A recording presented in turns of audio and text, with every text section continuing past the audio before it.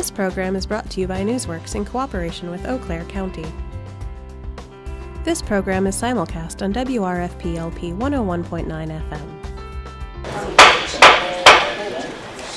I call to order this regular meeting of the Eau Claire County Board of Supervisors on this Tuesday, October the 2nd, 2018. Two announcements to begin with. First of all, our microphone system is not working, except for the microphone at the podium. However, our voting system is working, and your call buttons will work, but your microphones will not. So I can keep track of who's asking to speak and the order of that. But I'm going to have to ask you to speak very loudly. Can you hear me in the back? Yes. Thank you. Okay. The second announcement is the usual one. Excuse me. Tonight's meeting will be broadcast on Valley Media Works Charter Channel 994 on Thursday at 7 a.m. and 7 p.m. following the meeting. WFRP-LP 101.9 FM and online at valleymediaworks.org. Supervisors, please rise for the Pledge of Allegiance, followed by a moment of reflection by Supervisor Morris. I pledge allegiance to the flag of the United States of America and to the republic for which it stands, one nation, under God, indivisible, with liberty and justice for all.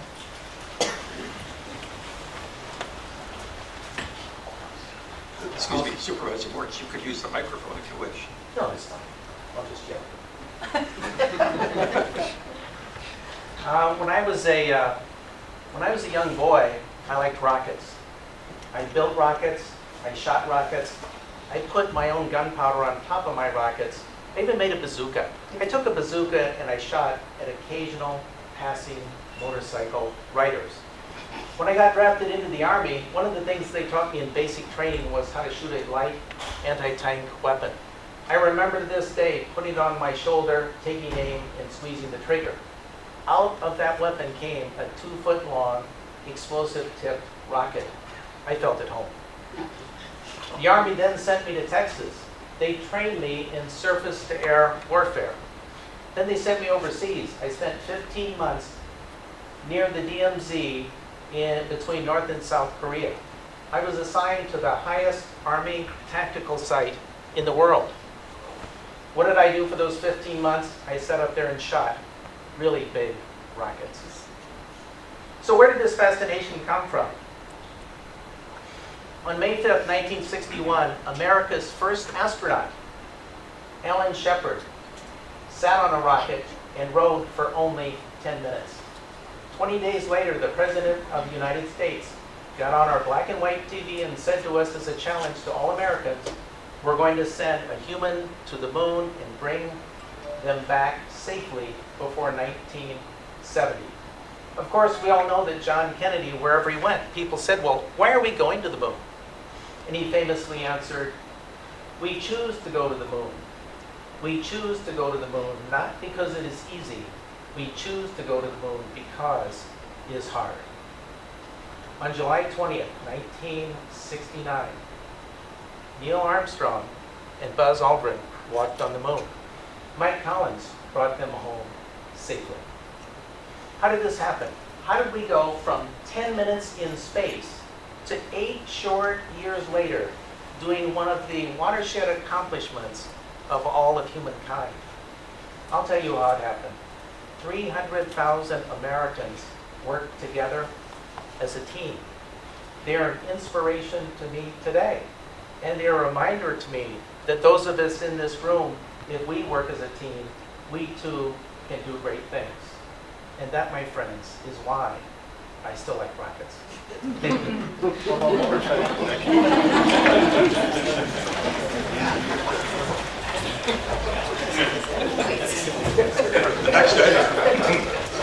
The next item on our agenda is the roll call. Our system is working. Please take your keypads and indicate your presence.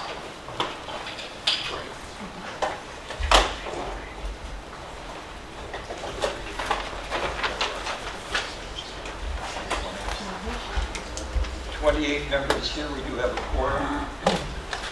The next, sorry, I'm thinking of speaking to a microphone. The next item on our agenda is approval of the Journal of Proceedings from September the 18th, 2018. We have a motion from Supervisor Henning, a second from Supervisor Beckfield. Are there any changes, additions, or deletions to the Journal of Proceedings? I see none. Therefore, please, we can do this on voice vote. All those in favor indicate by saying aye. Aye. All those opposed by nay. It is unanimous. Thank you. The next item on our agenda is public comment. A reminder that this period of time is limited to a half an hour and 3 minutes to each speaker, and I will try to follow that very carefully.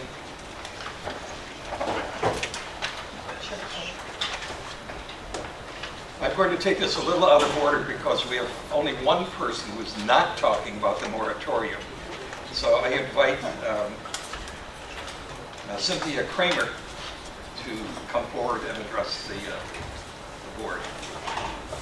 So please identify yourself by your name and your address. Good evening.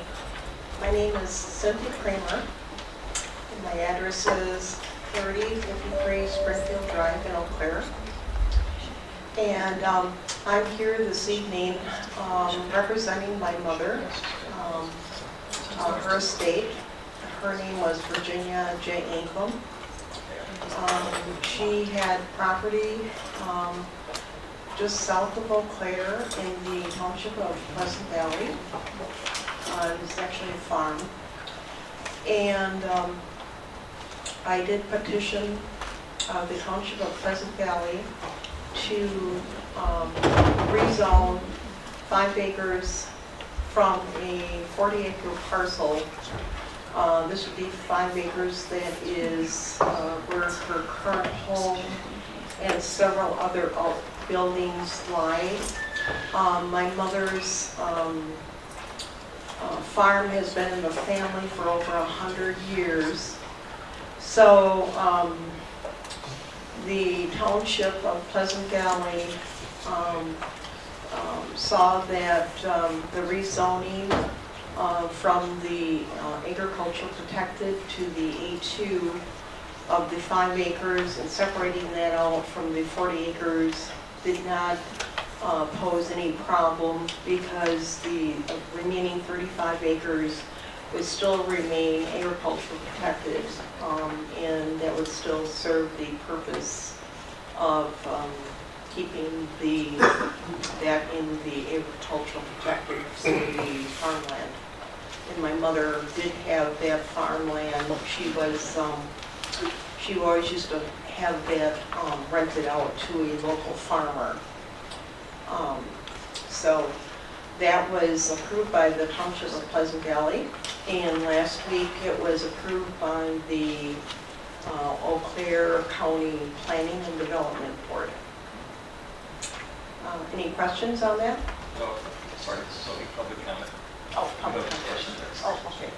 Okay. All right, well, thank you for your time this evening. Thank you.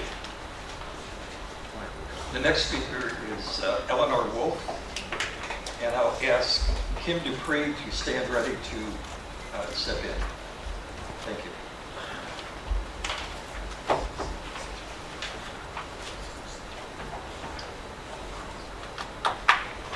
And my name is Eleanor Wolf, and I live at 1810 Birch Street. And I'm addressing the issue that several farmers and others have raised, and that is, why do we need the 1-year moratorium, the CAPO moratorium? Why not just create a CAPO study committee and without the moratorium?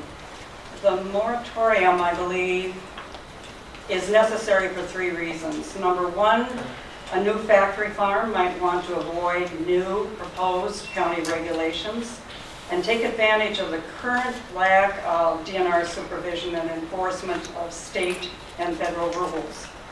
So they would apply for a permit while the study group is doing the research.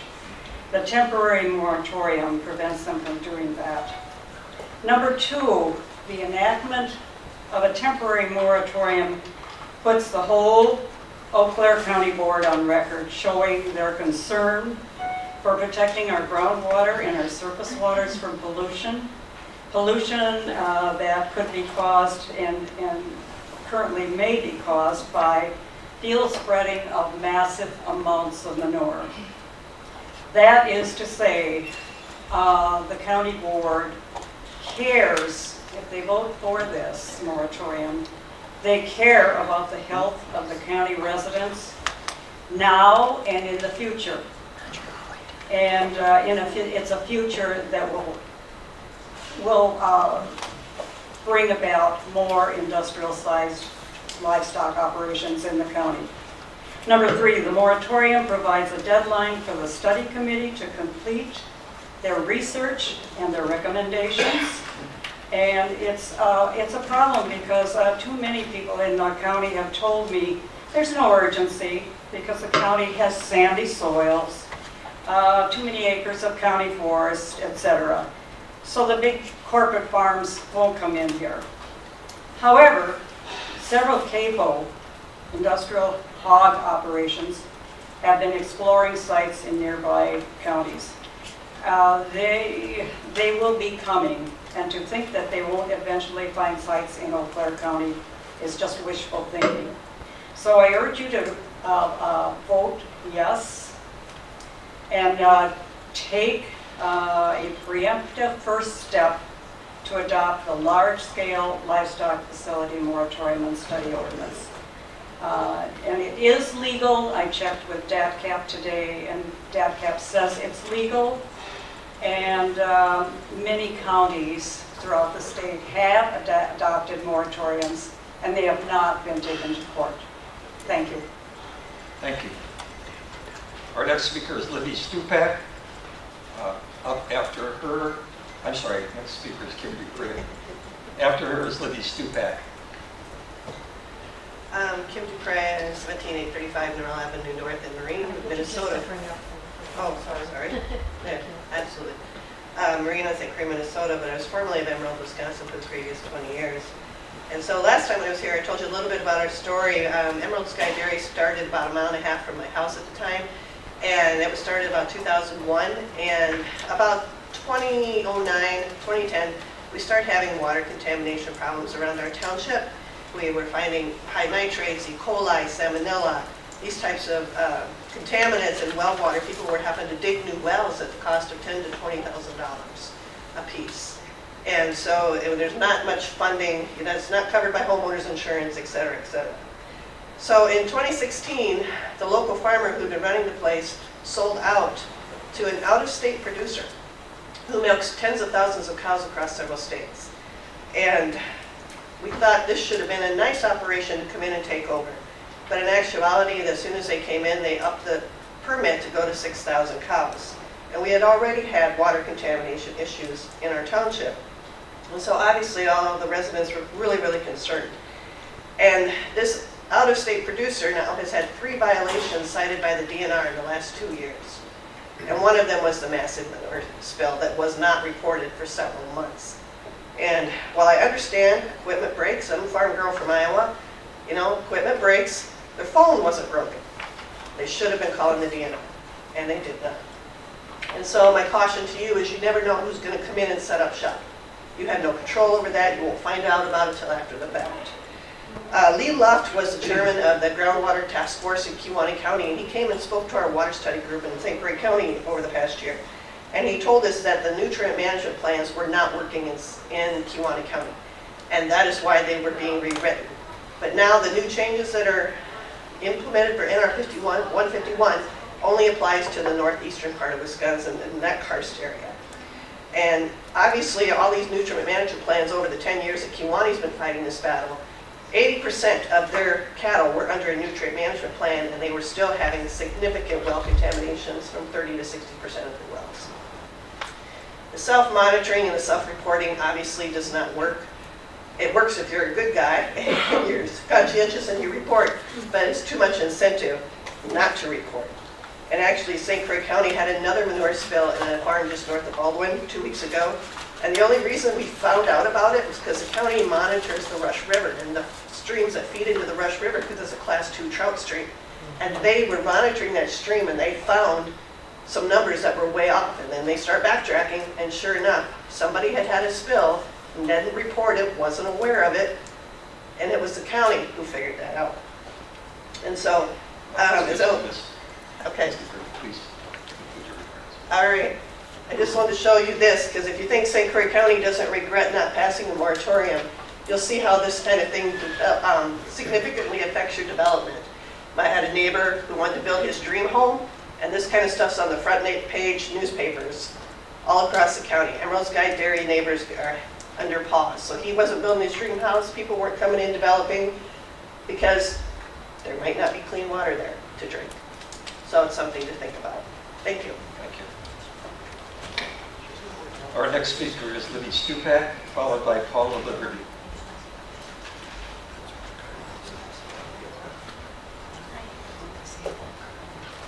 Libby Stupak, Eau Claire County resident. I live in the city of Eau Claire. I'm here tonight in support of the proposed CAFO moratorium. I'm aware of a memo dated October 1st that was sent to all county board members by the Assistant Corporation Counsel, and it stated that concerns were brought forth by citizens and board members, and that, quote, those concerns seemingly arose because a few other counties have imposed similar moratoriums, close quote. This is really not an accurate statement. The legitimate concern is water and air quality. In light of what's happening all over the state and the country with regard to water contamination due to CAFO operations, this moratorium is necessary to allow adequate time to study existing county and state regulations and identify any shortfalls. During that time, new CAFOs would not be permitted, and existing CAFOs would not be allowed to expand. This is key. Hopefully, this allows us time to ward off serious water quality issues.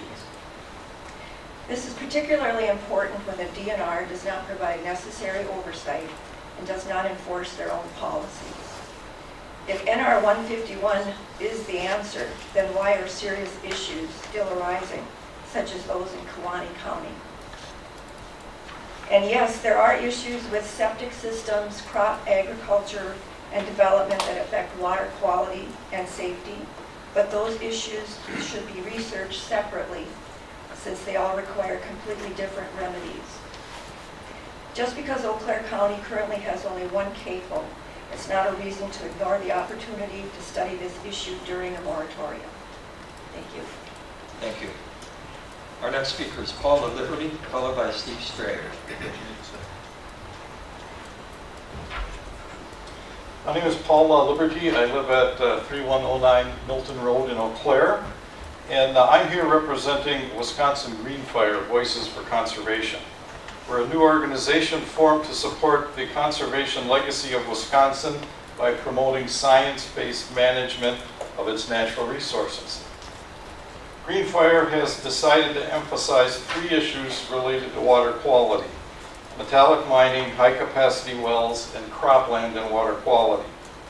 I'm here representing the cropland group, which includes water quality scientists from DNR, universities of Wisconsin at Madison and Stevens Point. We also have expertise in hydrogeology, public health, as well as retired former county conservationists and Department of Agriculture staff working on this subject. We're all volunteers choosing to provide public decision makers with the current science on the relationship between cropping practice and water quality. We strongly advocate the use of nutrient management plans. While doing this, we emphasize that the basis for the current recommendations and requirements in these plans is common agricultural practice and does not ensure protection of surface or groundwater quality. A study recently completed in the Wisconsin River Basin has documented the need to go beyond the state's minimum performance standards in NR 151 if water quality is to be protected. The need to do this was recognized when NR 151 was updated in 2010. It identified the need for targeted performance standards at the local level when the scientific basis was available. Now in 2018, that scientific basis is available. We strongly, excuse me, very recent developments in the components of nutrient management plans provide information that producers can use to better know the relationship between their farming practice and water quality. Our organization is available to explain these new developments to interested groups. And we encourage Eau Claire County to take the time to learn about them. Thank you for your attention. Thank Well, you. and I'll leave some cards here. So where are we going? Okay. Thank you. Our next speaker is Steve Stray, followed by Rick Strauch.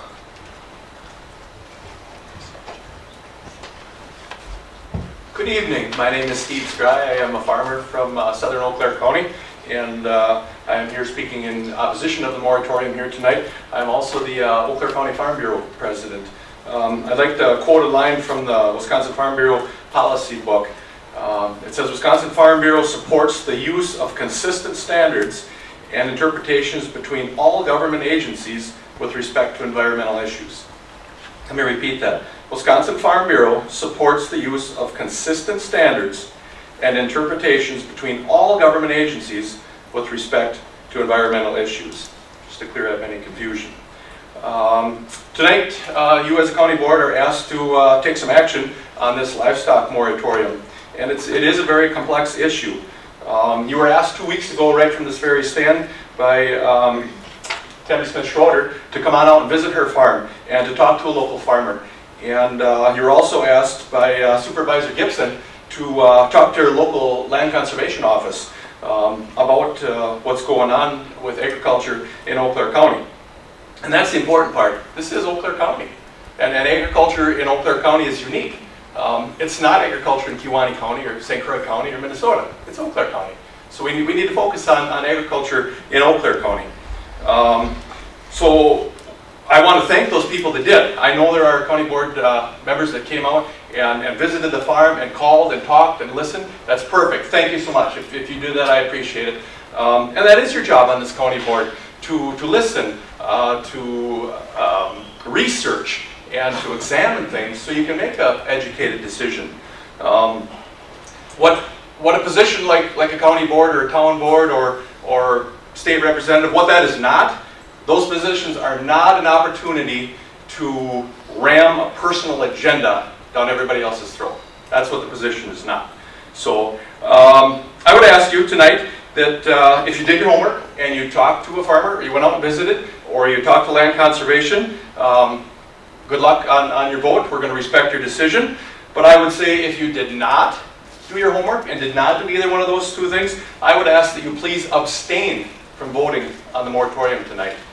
Because I feel that you are not informed enough to make an educated decision on this complex issue. So thank you for listening. Thank you. Our next speaker is Rick Strauch, followed by Beth Ivankovic.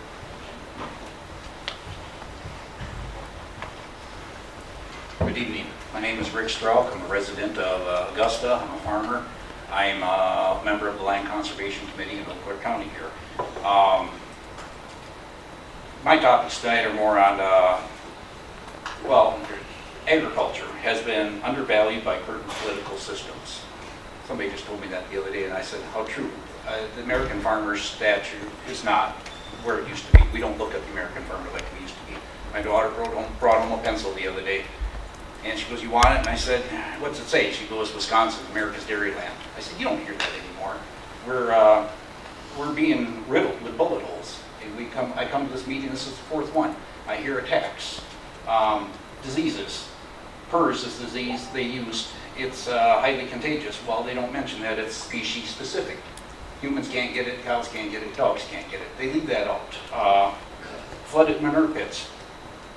That's not the farmer's fault. That's an engineering flaw. Farmers don't design the manure pits. That is online manure pits. I said, I don't know where anybody can get a permit to build an online manure pit this day and age, but these are the attacks that we're under. 2,500 hogs produce more waste than the village of Fall Creek. Where's the waste? It has a use and it has a value. It's fertilizer, plant food. It has the same value as commercial nitrogen, commercial fertilizer, or phosphorus. Oats, wheat, barley, rye, corn, beans, all love nitrogen. I mean, if you look in your cupboards at home, you cannot grow these crops without nitrogen or phosphorus. You have to use it. You're getting hung up on the number, CAFO's number, it's 1,000 animal units. You're getting hung up on that. What's the difference if you have 80 hogs on 20 acres of land or you have 8,000 hogs on 2,000 acres? It's animals per acre is the key. You want to study, create, and review the current ordinances. My opinion, all you're trying to do is recreate the wheel. We have a multiple of tools on hand that we can use to manage soil samples, 5-9 nutrient management, and the list goes on. We just need the tool, the NR 151, to help with the enforcement of those tools. That's really the lacking piece of this whole puzzle, is being able to enforce everybody to follow our standards that we have. That's all I have to say. Thank you. Thank you. Our next speaker is Beth Ivankovic, followed by Will Fantle. Hi, Beth Ivankovic, South 5001 William Court in Eau Claire, Wisconsin. I've had a week, printer down, house is a mess, but I'm here because I find groundwater and this discussion really important. So I thank you for the opportunity to speak once more about the proposed moratorium. This week, a letter was circulated that you've heard from about the Office of Corporation Counsel for Eau Claire County, and I'd like to add a few statements made, add to some of those statements made in that memorandum. I don't want a moratorium because other counties want one. I've sent each of you guys my detailed facts, lists, concerns about CAFOs and why I think Eau Claire County needs one, and I hope that you found those useful. The letter spent time referencing both Kewaunee and St. Croix counties and their concerns about legal action. These are the only two counties that did not pass proposed moratoriums when they came up for a vote. It is important to note that no county or town has been sued after a moratorium was passed, although they have been threatened. Kewaunee County, as you know, it's on the east side of the state. It's a really interesting county. They have 16 CAFOs, almost all on karst geology, which is different than Eau Claire County. It's one of the most polluted watersheds in the state, if not the country. When the County Board of Kewaunee would not pass a moratorium, the town of Lincoln, which is in Kewaunee County, did pass a moratorium. Mark Zagrillo, who is the town Land Commission chair, he stated, the township made sure they were on sound legal footing, which it turns out they were. They stood their ground.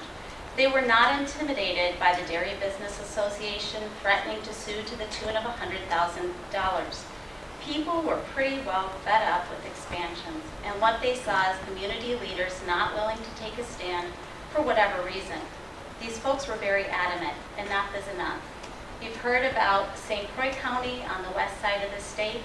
2016, they had that dairy expansion.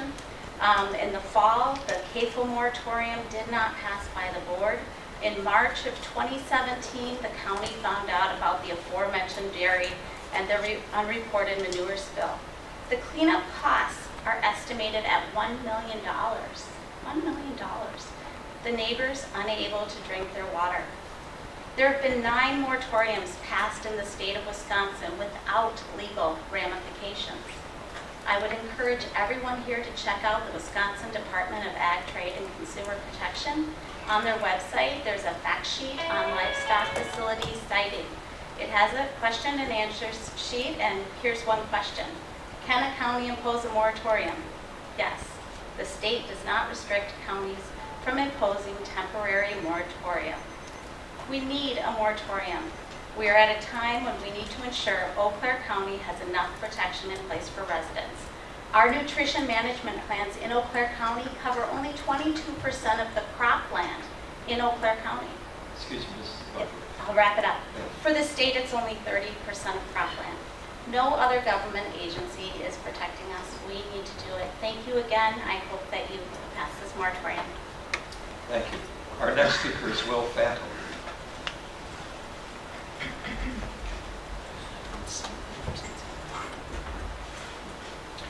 My name is Will Fantle. I live at 901 Platt Street.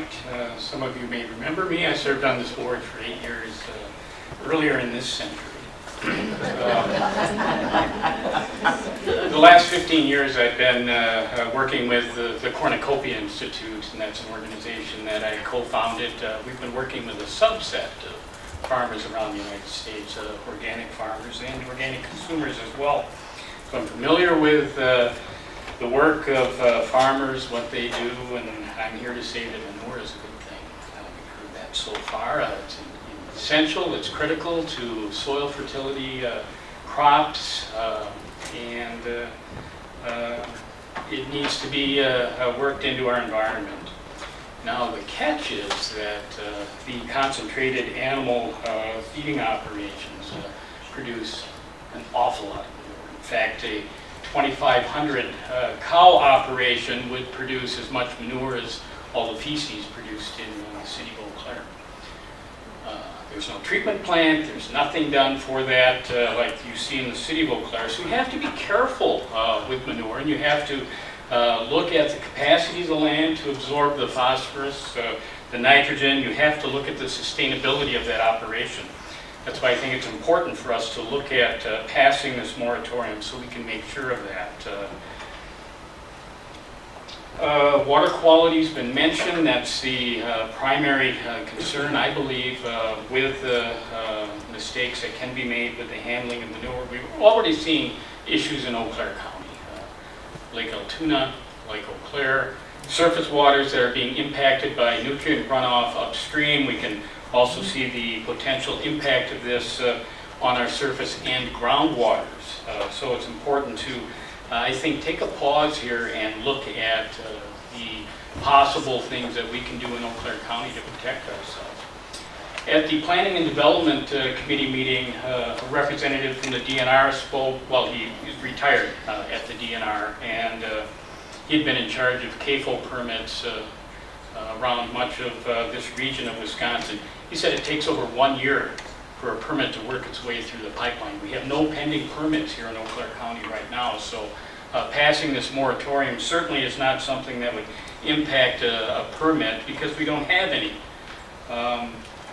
The last thing I want to say is that I think this 1 year will give us time to evaluate the options in Eau Claire County, to look at what we can do, what we can do to protect ourselves. You know, it's the old ounce of prevention is worth a pound of cure. This is prudent, it's wise, and it's the right thing to do. I hope the board will pass this tonight. Thank you. Thank you.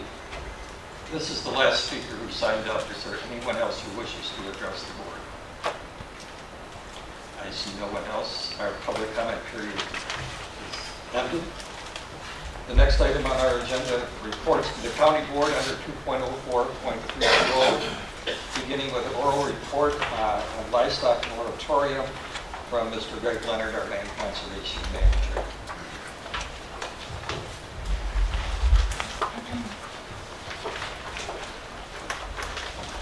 Thank you, Mr. Chair, and thank you everyone for allowing me this opportunity tonight.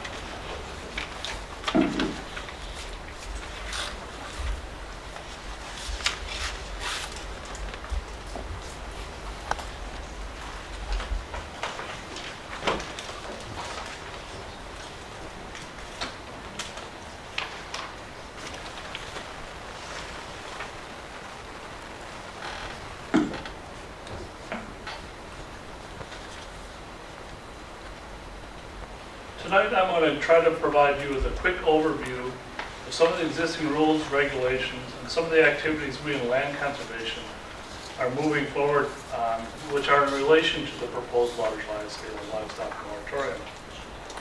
The proposed moratorium before you tonight was not initiated within the Land Conservation Office, but was presented to us by a group of private citizens.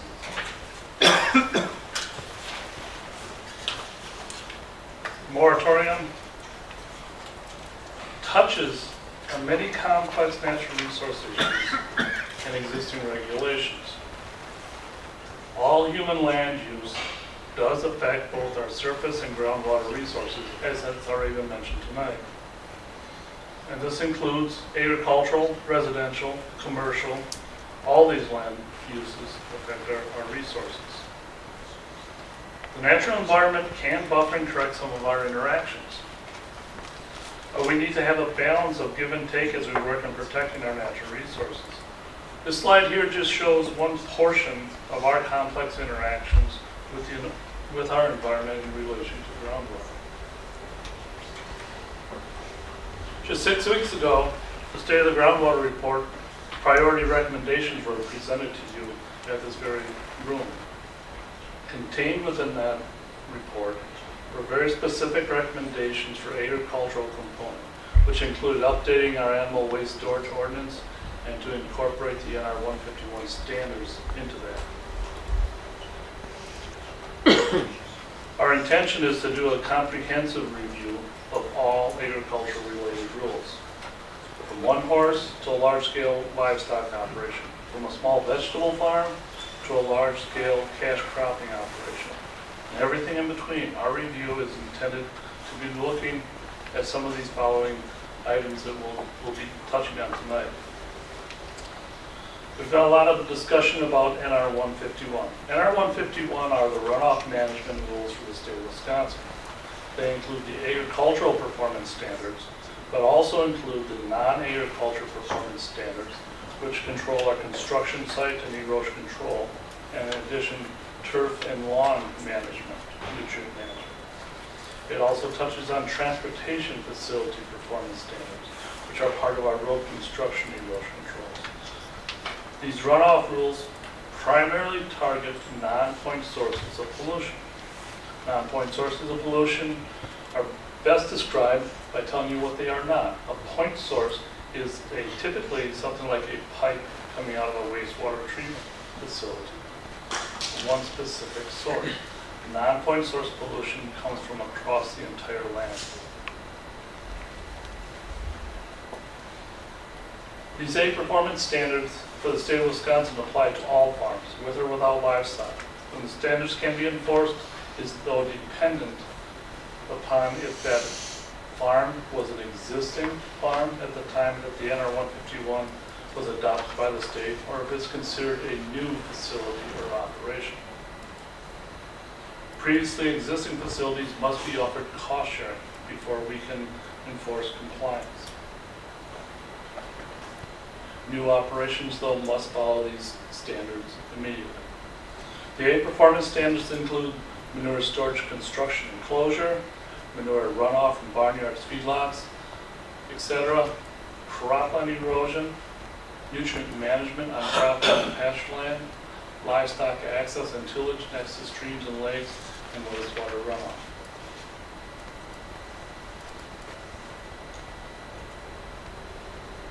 The 8 performance standards contained within state statutes do have limitations on what we can apply locally. We are limited within our local ordinances to apply NR 151 unless we obtain approval from the state to do so. Another rule which is in place in the state of Wisconsin is for animal feeding operations, NR 243, and this one deals with the confined animal feeding operations. The operations which are over 1,000 animal units fall into this category and are required to receive a permit from the Department of Natural Resources. The 8 performance standards, which I previously discussed, are included in these operations and their permits, but they have further restrictions. Some of the further restrictions deal with manure runoff from a barn or a feedlot area. Those, in essence, cannot have any runoff. These farms are now treated as point sources, similar to a wastewater treatment facility. In essence, they are designed to have a zero discharge system in place.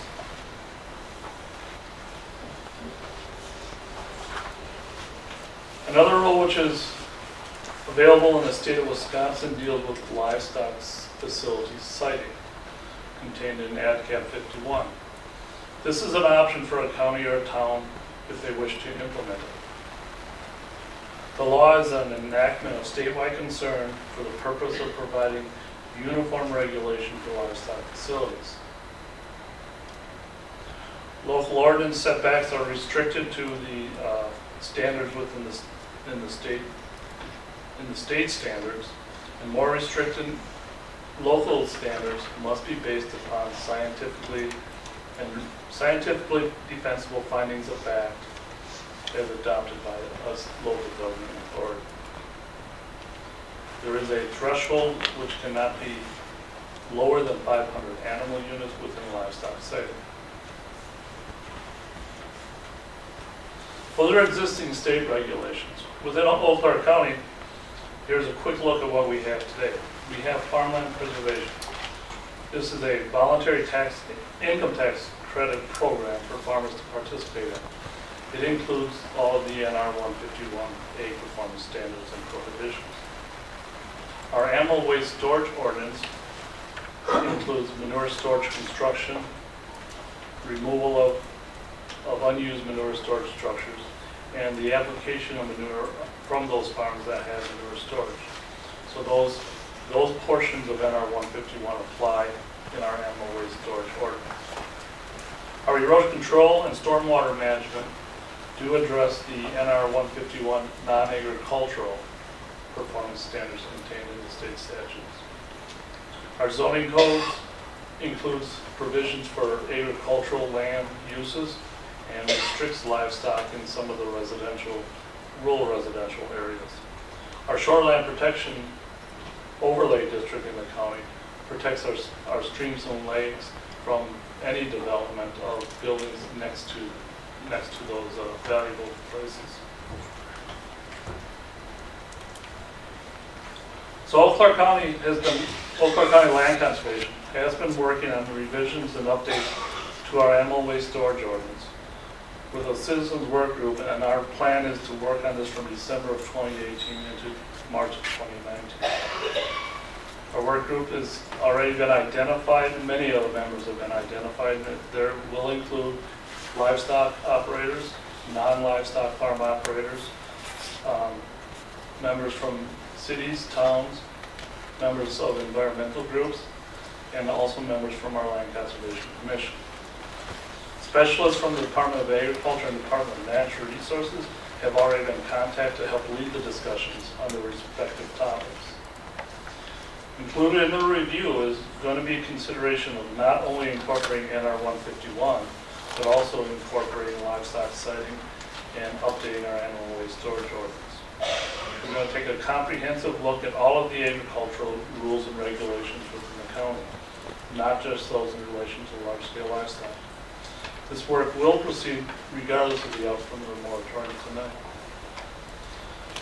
Today our office has had to rely upon Department of Natural Resources for enforcement of NR 151 provisions. Once we adopt them into the county code, this would give Eau Claire County local enforcement ability for these local issues and not be based on issues from outside of the county. Thank you. Thank you. Are there any questions? And I've reminded members that we have a resolution coming up, which is the opportunity to address questions regarding the moratorium. Are there any questions for Mr. Leonard regarding what he's presented? Supervisor Bates. Thank you. When we talk about spreading issues, when you have large animal operations, is that farm required to have a certain amount of land for application of that material when it is applied to the land? In essence, yes. A nutrient management plan is based upon application of manure at the rates which are needed for crop growth. Also based upon existing soil tests and a consideration of also the commercial fertilizers. So there is not a hard set number that for one cow you must have 2 acres of land. It is interpreted through the nutrient management planning process. Thank you. Supervisor Buchanan. Thank you. If I heard you correctly, did you say that you're currently working on rules that are currently not adopted under county ordinance that between now and 2019 you're hoping to bring before our county to adopt? Correct. Okay. My next question then, following that logic, is are you aware of Wisconsin Statute 93 sub 3 sub A sub 6, which says that rules cannot be applied to CAFOs, these large animal feeding operations, unless sub A adopts the requirement by ordinance before the applicant files the application for approval. So my question to you is, if you are trying to get rules in place in the year 2019, which is the future, are you aware, do you agree, that any rule you would try to get us to pass in 2019 would not apply to a CAFO that got their application in before we passed those rules? Correct. So yes. if we had a moratorium, then the rules you would bring to us next year would apply to those CAFOs. If a moratorium is in place, which would prevent that from going forward. Correct. Thank you. Supervisor Koch. One question that I have is, as there can be accidents, as we know, as far as storage of manure, if there is nitrogen that goes into our private wells because of this, first of all, what are the consequences to those people who are drinking that water that's high in nitrogen? And how easy is it to clean that nitrogen up and to get the nitrates back out of the water once it's in people's private well water? The nitrogen, once it gets into the groundwater, can be very difficult to remove. The effects on human health, though, I guess I would defer up to the chair to public health reply to that. We do have representatives of the health department. Where are you? Sure. Okay. If you want to pursue that question. Yes, if they You want could to come pursue up that and question? if they could speak to that Please. question, I would appreciate it. Mr. Leonard, stick around. We're not done. Not that easy. Audrey Berner, I work at the City County Health Department. I'm a project manager. If I don't get to all of your question, Nancy, help me to remember what some of it was. As Greg correctly stated, nitrate is something that likes to be in water. So it is easy to get nitrogen that's applied at the surface into water. Nitrate is something that we test for very frequently at the health department, and much of Wisconsin tests for nitrate because of our agricultural background. There's several sources in addition to agriculture that also include private septic systems are a source of nitrate to groundwater as well. At a level that has been set by the EPA of 10 parts per million of nitrate is when we start to warn specifically pregnant women or homes that have infants in them that there's a potential for health risks. And for homes that do exceed that level, there are in-home treatment systems that are available for a reasonable cost. You could hook up your whole home, or you could put it just on a sink that you use regularly for drinking water. It's not dangerous to humans for bathing or watering gardens. It might actually be good for your garden to put a little extra nitrogen on there. Does that answer your question? The other question I have is about the consequences. If people are drinking water that has the maximums, beyond the maximum standard level, what are some of the consequences to, I assume, pregnant women, children would probably have the highest consequences, and what would they be, or what might happen? Yeah, so more specifically, high nitrate in our water makes it harder for our red blood cells to carry oxygen around the body. So that's why pregnant women and infants are particularly vulnerable. Research into other health effects from nitrate is sort of iffy at this point. We don't have a strong correlation to any other sort of chronic or acute diseases. So we put that hazard out for the most part for pregnant women and infants. Thank you. Please stand by just in case. Okay. Supervisor Pargonis. Oh, thank you. My questions are for Greg Leonard. Do we currently have in place a livestock sighting review board? And if not, why not? And have any, as a follow-up to Supervisor Buchanan's question, have any rules been promulgated so far? Okay, as far as the livestock sighting review board, that is actually a review board that can be established by the state of Wisconsin. The state of Wisconsin has a livestock sighting review board. So if someone were going to ask for a large facility in Eau Claire County, it would have to be heard and permitted by the state?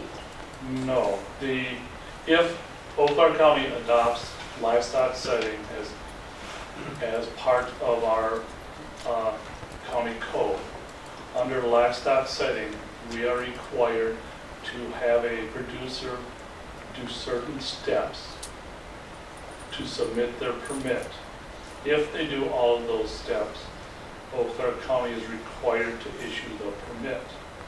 If that permit is denied by the county, that producer has the right to appeal to the state livestock facility board. And so there's nothing currently that, so does the Planning and Development Department, would they be reviewing a large facility permit at this time? No, because we do not currently have livestock sighting rules within Eau Claire County. So we have no rules right now? We do have the existing rules which I outlined.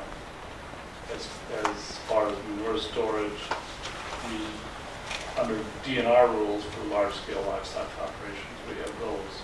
But my understanding of your comments are the DNR rules, the Eau Claire County does not have enforcement authority. Correct. But we do have enforcement authority on our manure storage ordinance. Thank you very much. Okay. Was there a second part to my question, or did we catch? If there was, I forgot it. Supervisor Chance. My question is relating to that last slide that you just referenced, the existing regulations and ordinances.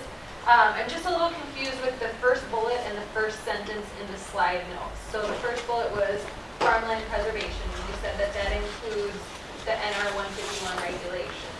But in the slide notes, it says farmland preservation is a voluntary income tax credit program only available to landowners in the state certified farmland preservation areas.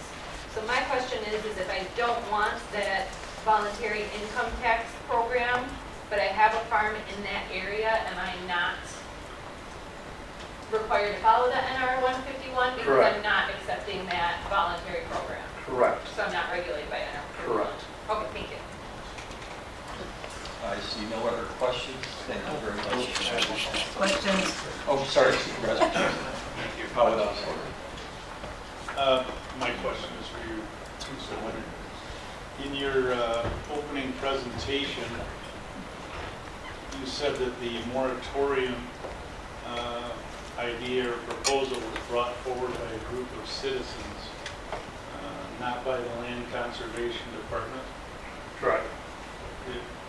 Could you tell me then why you as a Land Conservation Department didn't bring it to the board and if you felt it was important that we should have something like that?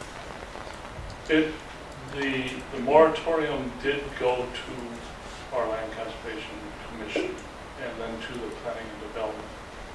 Right, but I mean, as a Land Conservation Department in the county, do you feel that what we have existing was covering the county in terms of the potential dangers that we're facing, and that you were doing the work within your department to move it forward so the moratorium won't be needed? Our feeling within the department was that our work to move forward on revisions to our animal waste storage ordinance and the incorporation of NR 151A performance standards and the potential to include the livestock sighting facility rules into Eau Claire County is going to, in essence, bring about the same results as the proposed moratorium. We are already doing that. Supervisor DeLuca. In Attorney Eaton's review, in the letter that he sent out, it mentions Eau Claire County could conceivably adopt agriculture performance standards and manure management prohibitions, NR 151, by reference rather quickly. How quickly can we get NR 151 or any of the state regulation standards into our county code? Can we do it within a month? Can we do it in 2 months? How quickly can we get it in? If we were to adopt only NR 151 into county code, that would be a fairly straightforward process. Coming forward through county board, I guess I would defer to Corporation Council how quickly we could do it.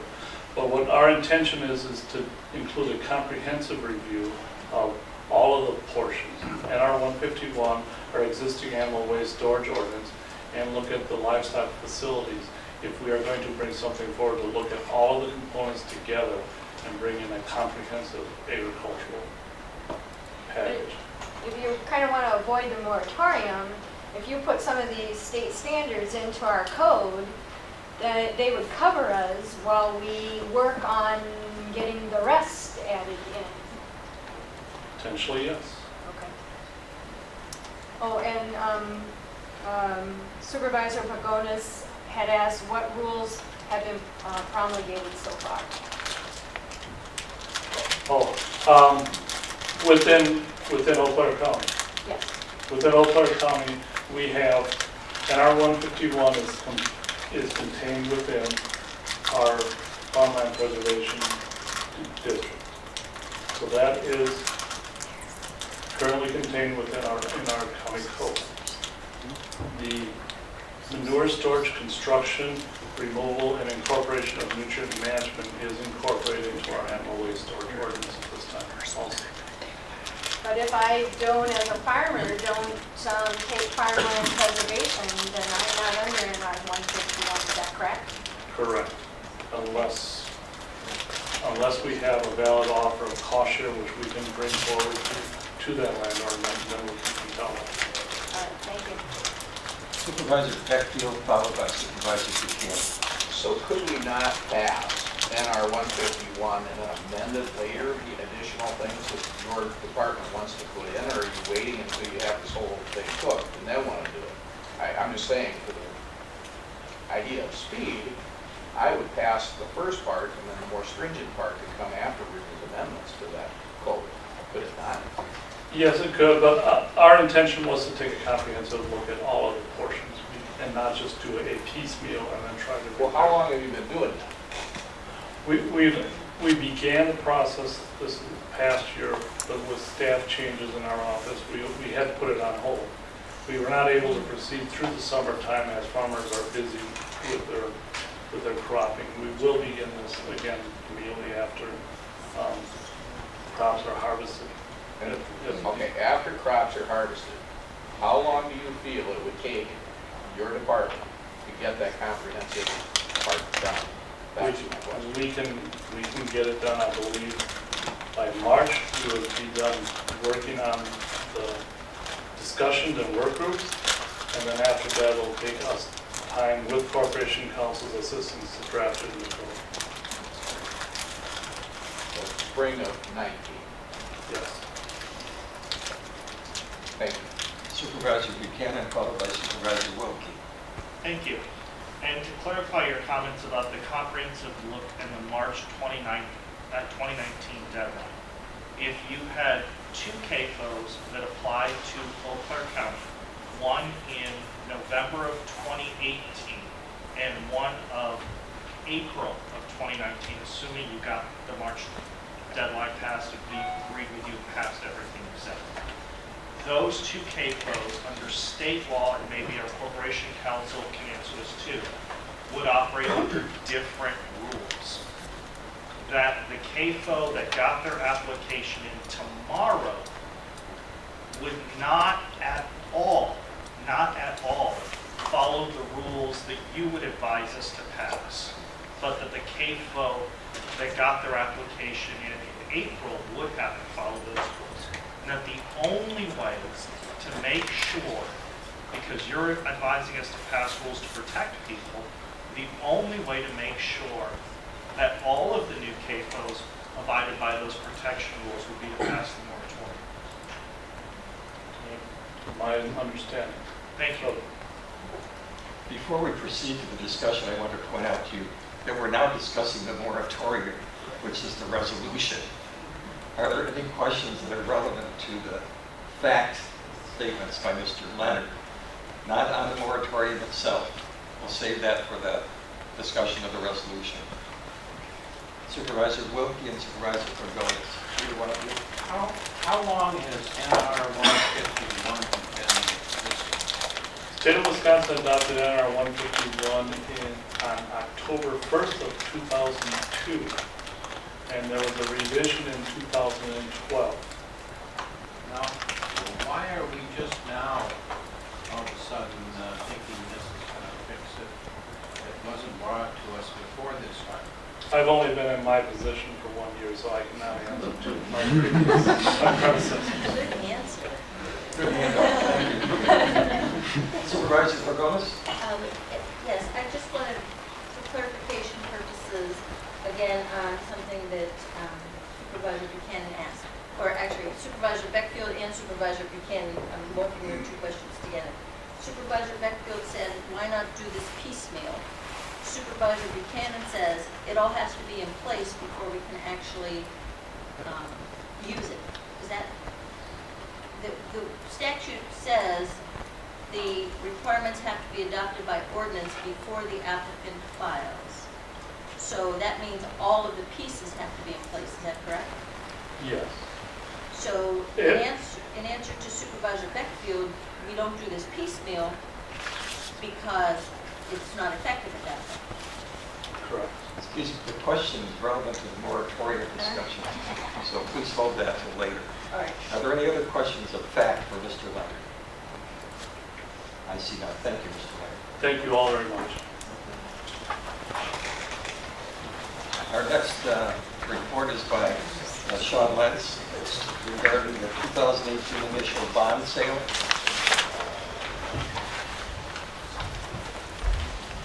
Apparently joined by Mr. Kerr.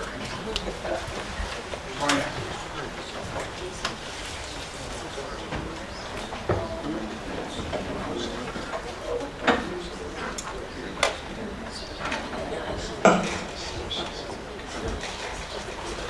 That's going to take a second.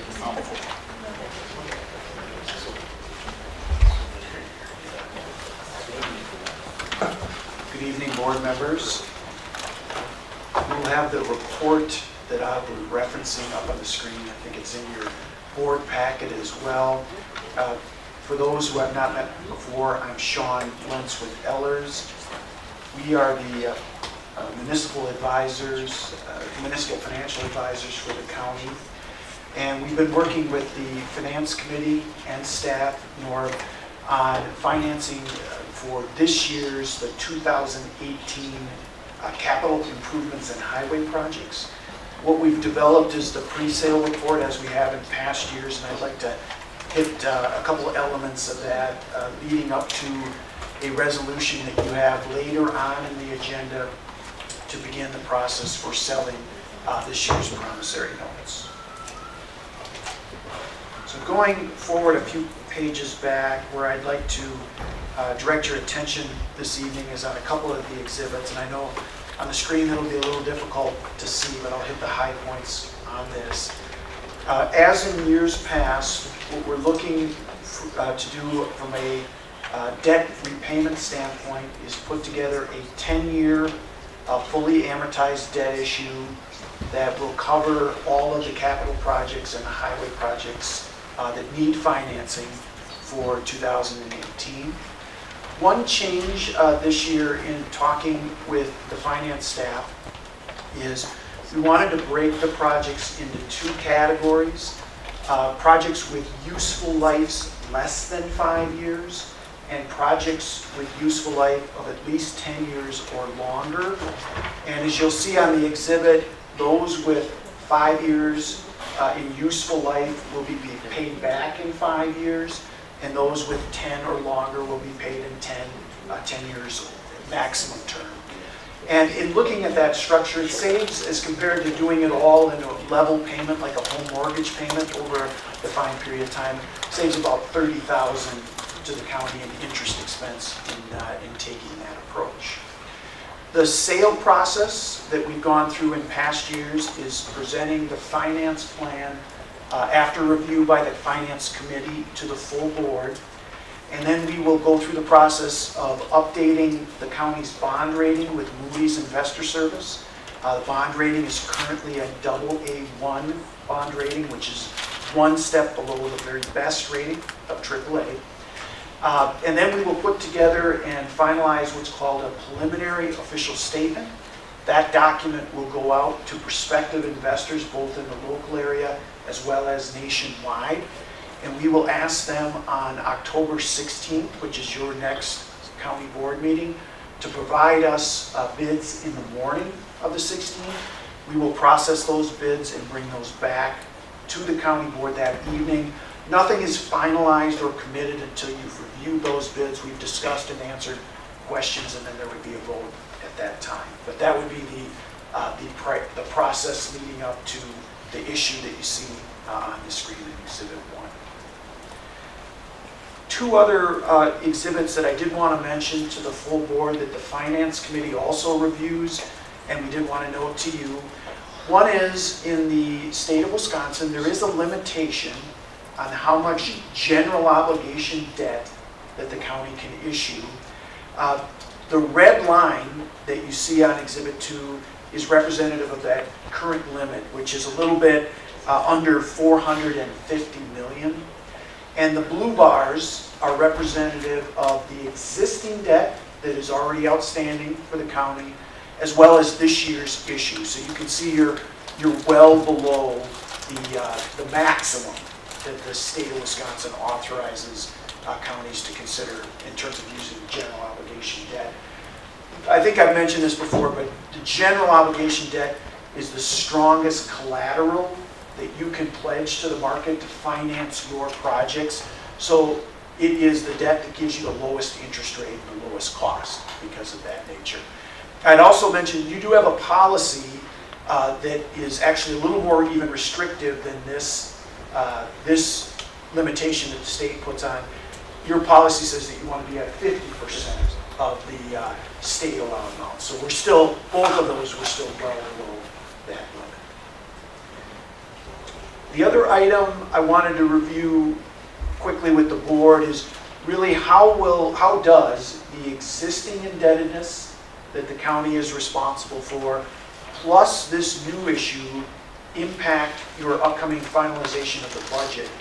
So what you're seeing on the chart here, the blue bars are representative of the repayments that the county has already committed to for debt that was approved in the past. And the red bars are representative of the new debt for this year's issue added on top of the existing debt that you've already committed to. So what I'd like to highlight here is that you can see this year's payment was $8 million plus. Next year, with the new debt, we're expecting the total payment of principal and interest that the county will be responsible for the years 2019 through 2023 will be a little bit, are projected to be a little bit higher than about $10 million in principal and interest payments each year. Another item to keep in mind for the county as you're looking at your budget and you're putting together 2019 projects and then going forward is new debt would be then added on top of that. Just to kind of give you a sense as to where we sit now and what the current responsibilities for payments are for the county at this point.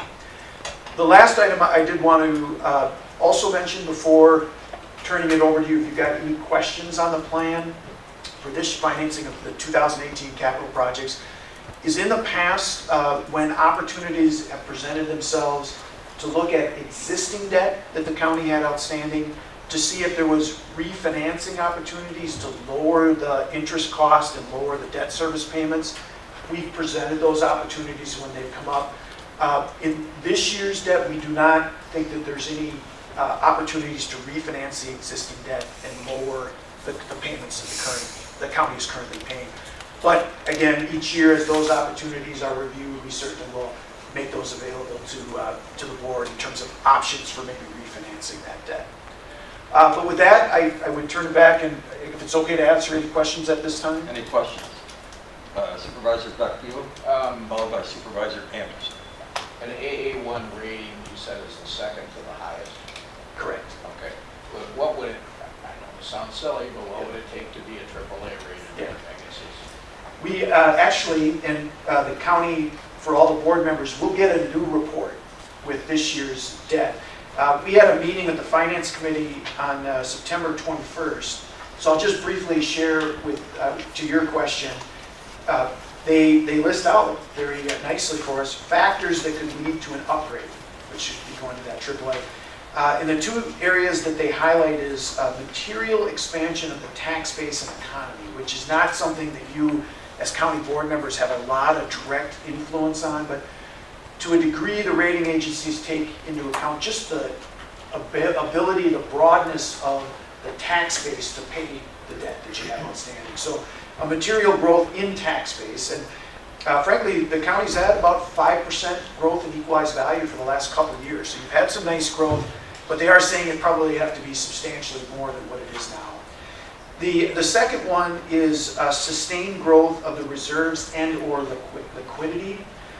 One of the primary areas, and I've talked about this with the Finance Committee, that is very important to the rating agencies is your fund balance. How much savings you have, rainy day money. And they look at both positive and negatively. If that fund balance is growing, that's a credit strength and potentially could lead to an upgrade in the rating.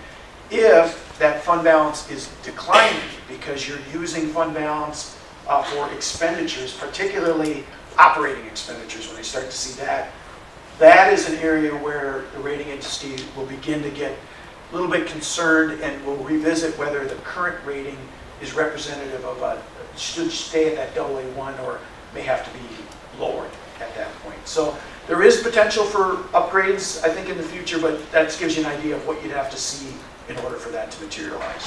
And so would you, with that AA1 rating, would you consider us in any type of financial crisis, or are we in a solid foundation? Yeah, the last report, and we certainly can get that to you too if you want to see it, is it's positive.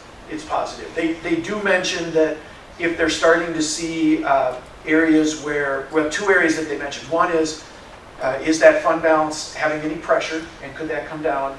And the second was, as I think the board members are aware, the county has taken on an aggressive financing of capital projects in recent years, particularly to keep up on the highway. Now, you did do the vehicle registration fee, which will remove some of the pressure on borrowing, but I know there's other projects that are going to require borrowing because they can't be handled within the levy limits that you're constrained. The other one is, depending on the trajectory of debt into the future, that also could be an area that they're mentioning in their reports that we will have to pay attention to.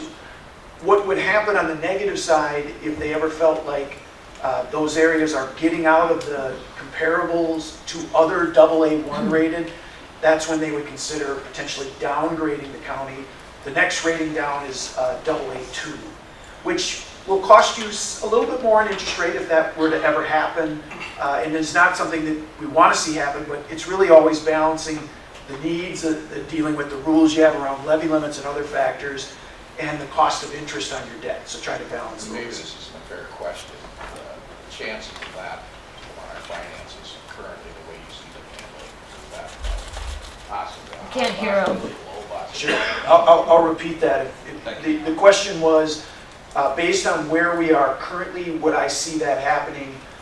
The answer is no. I would not see the likelihood of a downgrade for this year's financing. We'll go through the process, which is a conference call with them and going through the financials. Actually, later this week, we'll do that.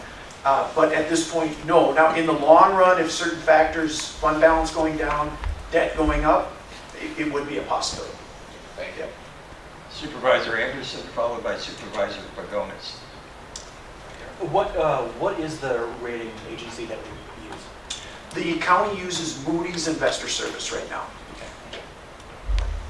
Supervisor Pagonis, followed by Supervisor Stelzis. Thank you. I just want to point out that this is a resolution that was passed a year ago, and we're just bringing it now. But I just want to ask you generally to speak to the 10 million as what seems to appear to be a magic number. That's a number that we've heard. Yes, the county in their debt policy also strives to issue 10 million or less in financing each year, in tax-exempt financing. Under federal tax rules, if you issue at 10 million or less, your debt is considered bank qualified. If you issue more than 10 million, it's considered non-bank qualified. Actually, with the recent federal tax law change, there is not a huge difference. In past years, there's been a bigger difference in the interest rates on debt issued at 10 million or less as compared to debt of 10 million and more. But there is still some difference. And because of that, and because of the capital projects this year, we've strived to stay at that 10 million or less, because there is still some interest benefit, lower interest benefit by staying at that 10 million or less level. Can I ask you a follow-up? Yes, please. Thank you. The AA1 rating, is that the best we can expect for a county of our size? I think it's fair to say that unless you had significantly stronger fund balance at this point, so maybe I'd almost say double what your fund balance is now, I just kind of give you my rough estimate. I think that your AA1 rating is going to be where it is. Yes. Supervisor Stelzis, followed by Supervisor Wolf. Thank you. Sean, two questions. First of all, on Exhibit 3 there, I just want to make sure that doesn't present too rosy of a picture. That is our debt obligation, assuming we never borrow another dollar after this. That's correct, right? That is correct. So when we borrow for 2019 and 2020, those bars are going to go up. You are 100% correct. And that certainly is a slide, if we do the county CIP, 5-year CIP, which you have each year. You won't all be able to see this, but this is that slide that you're describing. And we do share it with the Finance Committee. And if it's something that the board would appreciate, I'm sure we could include this in future obviously we're all packets. interested in, well, when does our debt start going down? Yes. Right? And so let's assume we always stay and we borrow 10 million, and I know we're making an effort to try to confine our borrowing. That graph that you had there, when does that peak and start going down? Yeah, now this is projects going out through 2023 that we're adding on. We're seeing that go up through 2023 in that 23-24 range, again following your CIP. But you'll also see on the existing debt, as we start getting out to 23-24, there is a built-in decline the way the debt is now. What that's primarily representative of is the core of your debt right now includes this facility, which was the one major capital asset that the county has financed in about the last 10 years. We've done a lot of other things. So we start paying the jail, the whole remodeling and courthouse and jail thing starts getting paid off with that, and we start tapering down. Correct. Yeah. Okay. Yes. Second question then, back to, I think it was either Exhibit 1 or Exhibit 2, with the red state line and then our desire to be 50% of that. So there's a little mixed message that I'm trying to reconcile. We look at this and we say, okay, we're not anywhere near the state limit, and we're way under our own limit of 50% of that. Yet I think I heard in some preliminary budget discussions that the part of our operating budget dedicated to debt retirement is one of the highest in the state, or at least in the top quartile. So are there any counties that approach that state limit, or is that just kind of a artificially high bar? How are those two reconciled? Yeah, in my experience, because typically the counties across the state. Their tax base is very large. It is rare to see them push up to that limit. One of the things that we talked a little bit with the Finance Committee that is unique, I think, to Eau Claire County is your operating levy, your operating mill rate. When the levy limits went into place, you were at a pretty tight point. And because of that, you aren't seeing growth in that area. So your percentage of debt, because you're already starting from a very low point, is a higher percentage than many other counties. Because you just can't grow, that operating levy is restricted to the levy limits. So then would it also be safe to say that our total debt obligation relative to the size of our county is perhaps larger than some other counties as well? Hence our retirement payments are larger? I think I'd want to do a little more checking as to similar size counties and their debt load compared to you to give you the best answer I give on you. But that is certainly something we could look at as additional feedback.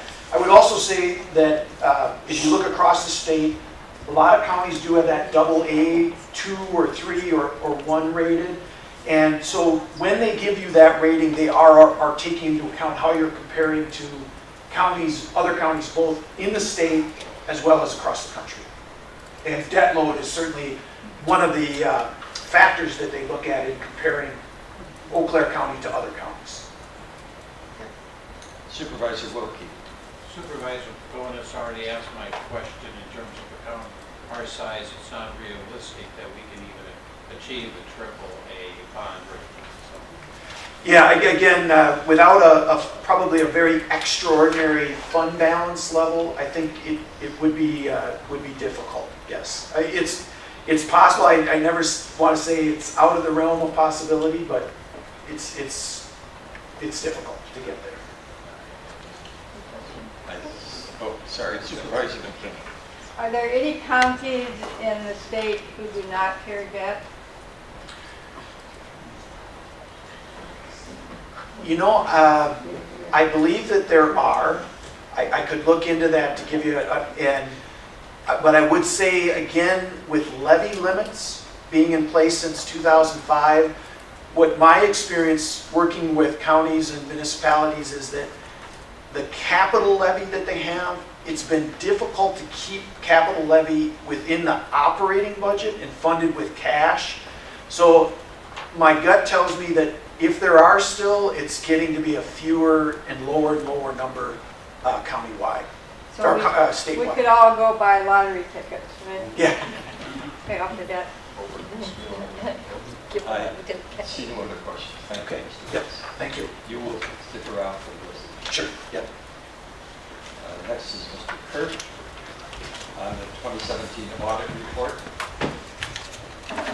which you would have received by mail. Yeah, so our external auditor couldn't be here this evening, so I was asked to address any questions you might have. So I wasn't here during the audit, but I'll certainly do my best to answer those, and whatever I can't, I'll have to get back to you.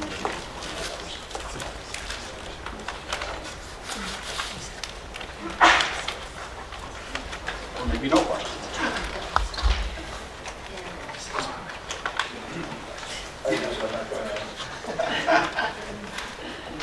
Sorry, I was distracted. Oh, I was just saying I was here to answer any questions because our external auditor couldn't make it, and I would address it. Mr. Beck, Supervisor Beckfield has volunteered. I don't, is this our first year we had it mailed to our houses? First. I cannot answer that. I think in the past,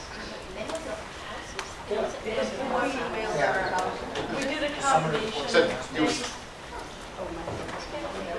We did a combination of things to ensure that the supervisors had them in hand. So you have them electronically, you have them in paper form. They are also available on the county resources page. Whether or not this is the first year, I don't know. I appreciate it very much having it in my hand. Okay. So, Thank you. Supervisor Wilkie. Yeah, just following up what Supervisor Beckfield was wondering about. As you recall, when the auditor was here, a lot of people had flossy eyes And the reason they had glossy eyes is you weren't given the audits in advance. That was an unfortunate clerical mistake that happened. That's why I'm glad to see that you at least have an opportunity after having them in your hands to be able to look at them. And I promised, Norm, that I would not ask the million questions I asked of the auditor all over again here at this time. But what I would ask is that you do comment on the two weaknesses that the audit pointed out to us, and what we're going to be doing about it. Sure, I can address that. So there were two weaknesses, and just to put some context, they were not new weaknesses. Okay, they've been in existence for a number of years. So that being said, I think we have progress that we can make on those. So the two weaknesses were, one was the material audit adjustments, and the second one was limited segregation of duties. So on the material audit adjustments, I think we made a lot of progress from 2016 to 2017. In fact, that's been reduced by 35%. Now that weakness is a combination of the number of audit adjustments that are done as well as the value. So it's kind of an aggregate that results in the material weakness, not necessarily the absolute quantity. So in other words, you could have a number of entries, but if their total of the entries didn't amount to very much, it wouldn't necessarily result in a material weakness. That being said, I think there are two particular corrective actions. One is to sit down and review every one of those audit entries and assess what could have been done to prevent it, and then implement whatever changes would be necessary so that it didn't repeat itself. The second one's a little bit more involved, and that is that we need to expand the knowledge base of the audit findings with a more extended finance. So the county has a little bit of a unique situation where we have a large extended finance support organization that exists embedded in all the departments. Roughly 30 so people that have some kind of finance support or touch finance role in some aspect because they're buried within the department. So one thing that I just recently started is I created a finance user group, which is bringing together all of those fiscal associates from all the departments, as well as anyone in the department who touches a financial aspect. That group is roughly, I think the first meeting we had 38 people, to put some perspective on it. And the goal of that group is to get together every month and, first of all, work on building relationships between the departments and finance, but it's also to enhance both alignment of financial processes and policies by bringing that group together on a regular monthly basis so that we're all aligned. And that group can then also learn from those audit adjustments that were done so that we can talk about those audit adjustments and what impacts they may or may have had. Audit adjustments can come even from entries that were done resulting from departmental activity, not just the finance department. Okay.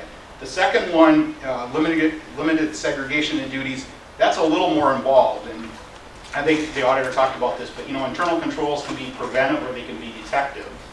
And so I think we're always assessing our internal control environment. We have a number of processes that change on a regular basis. We have roles and responsibilities that change, and we also have technology that changes. So that's an ongoing process. We'll continue to be assessing that. We'll do a matrix of duties where it's appropriate to make sure we have segregation. And we'll also look at where it's possible to have a compensating control. Sometimes you can't have a specific control in place, but you can have a compensating control that could maybe also satisfy it. Again, we're in a little bit of a unique situation with such a decentralized organization that we have to make sure that that organization is all in tune with those internal controls as well. So from my perspective, that's an ongoing process. It's always a balance of looking at, what is your risk in those control areas, but then it's also balancing cost and benefit because, as you know, we can't necessarily afford all that might be necessary for segregation and duties. They have to come up with more alternative methods. So I don't know if that addresses your question. That's what I was asking for. only thing I would add, also, we can always look at job descriptions in terms of redesigning how there is segregation of duties. Being a very large organization, sometimes we can tweak the job descriptions in a way that there is a separation of duties. Yeah, one of my goals for the coming year would be to try to automate more things and try to take more of that out and have more automation in the controls to the extent we can. So there are a number of projects that we'll be implementing during the year that will help reinforce that as well. Supervisor Stelzner, I saw you'd like to come on and go off. Yes, I canceled, thank you. Oh, you don't? I canceled, thank All you. right, thank you. I see no other questions. Thank you, Mr. Pittman. Next item on our agenda, under number 8, first reading of ordinances by committees, file 63.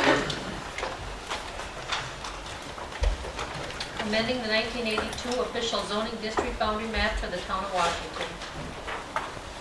Supervisor Gibson. Yeah, I'd like to, because these shouldn't have been under the first reading, either one of these two zoning requests, so I'm asking to suspend these rules because these have already been acted on by. We have a motion to suspend the rules, requires a second, is not debatable, and requires a 2/3 majority to pass. Motion by Supervisor Chilson, second by Supervisor Leary. Not debatable. We can use our voting keypads, so please take your keypads in hand and vote. 2/3 majority is required to suspend the rules.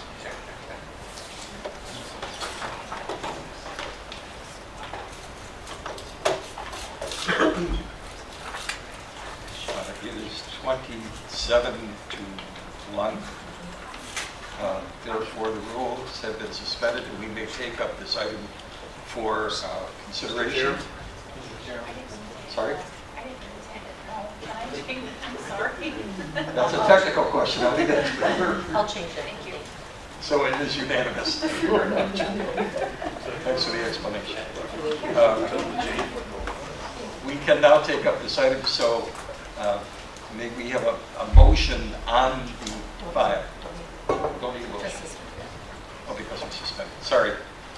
Explanation by Supervisor Gibson. All right, thank you.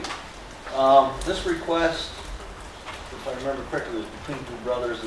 It's going to stay in agriculture. There's no plans for any building or anything to be built here. Originally, the request was for A2 agriculture, but through planning and development and talking to the owners, they decided to rezone to A3, which makes a lot more sense for it to maintain agriculture even for the future. So anyways, the town of Washington moved to approve this. Planning and Development recommended approval for it, and Planning and Development Committee voted 5-0 to recommend approval.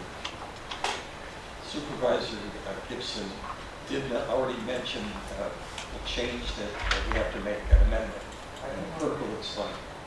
Supervisor Gibson did mention it to A3, but in your packet is written as A2, but it should be A3. It's on your page 7, line 44, and it you would be adopting that it goes to A3, not A2.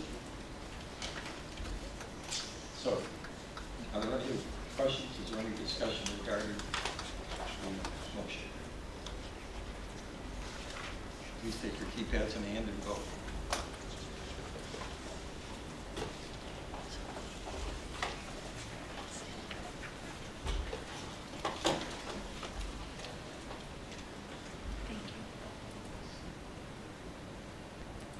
Supervisor Stelzner? Thank you. It is 28-0. It passed unanimously. Thank you very much. The next item is file number 63. Amending the 1982 official zoning district boundary map for the town of Pleasant Valley. Supervisor Gibson. Okay. This one, you heard a little bit tonight from the owner, but this was to rezone 5 acres of land from AP. The rest of it is going to stay in agriculture, as stated earlier, district to A2 to divide the existing home and outbuildings from the remainder of the property, which belongs to the applicant's deceased mother. who wish for the property to be divided among family members. Sorry, So- I was calling on you regarding any wish that you have to suspend the rules. Oh, I asked for both of them, I assume that, Yeah, we voted on both. we voted on both of them. I would have preferred to do it separately. Fine, okay. Sorry to have already interrupted you. Okay, so what are we gonna do? You were, I think I interrupted your explanation. Was there any more that you wanted to say? I was pretty much done right there, other than the township voted for approval of this. It was recommended by planning and development staff to recommend approval of it, and planning and development voted 5-0 for approval. So, Thank you. Are there any questions? Any questions? I see none. Please take the keypads in hand.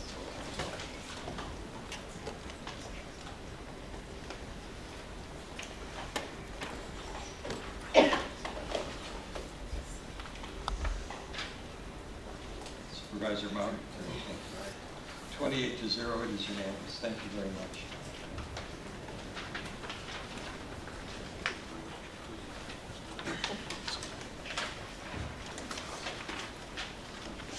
Next item on our agenda is first reading of ordinances by committees. I'm sorry, it's a continuation. So this is file 60, first reading. This ordinance makes changes in fees for the various departments. Refer to this. Okay, this is referred to the next county board meeting. Okay, we have no first reading ordinances and resolutions by members. The next item is item number 10, reports of standing committees, commissions, and boards under 2.04.160, and second reading of ordinances beginning with file 65. An ordinance to impose a temporary moratorium on the expansion and creation of large-scale livestock facilities pending a 12-month review. Motion by Supervisor Leary, second by Supervisor Buchanan. Explanation. Supervisor Pagonis.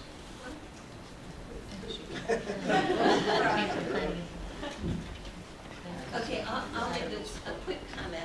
Sorry, but the agenda lists it under Committee of Finance. It does, and so Apologies. if you would recall that at the last meeting, it was asked to be referred to finance.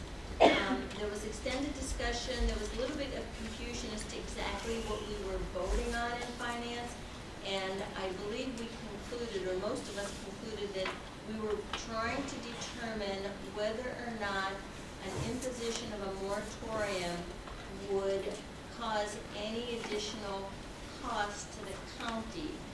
And we concluded, based on what Greg Leonard said, he was intending to do the studies anyway. We concluded it would not have a specific fiscal impact. Thank you. This chair will in the future not permit a referral of that item to another committee that doesn't have the charge for that. So we will have some discussion of that in the future. But thank you for that explanation. And now for the explanation, Supervisor Gibson. All right.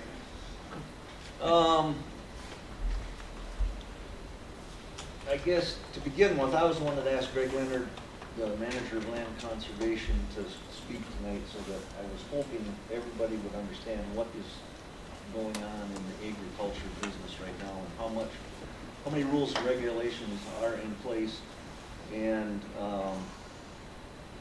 so that we can help the board understand what laws we have, the codes we have, and the regulations that we have currently in place, to control what's trying to be done with the moratorium.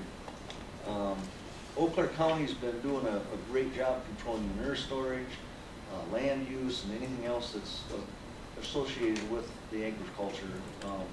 NR 151 is enforced currently for any new animal farm and any existing farm that has participated in any cost sharing for any farmland preservation projects. And I hope that Greg's presentation was a help to you to understand what Eau Claire County is already doing, and to see what a great job that the county has done to date.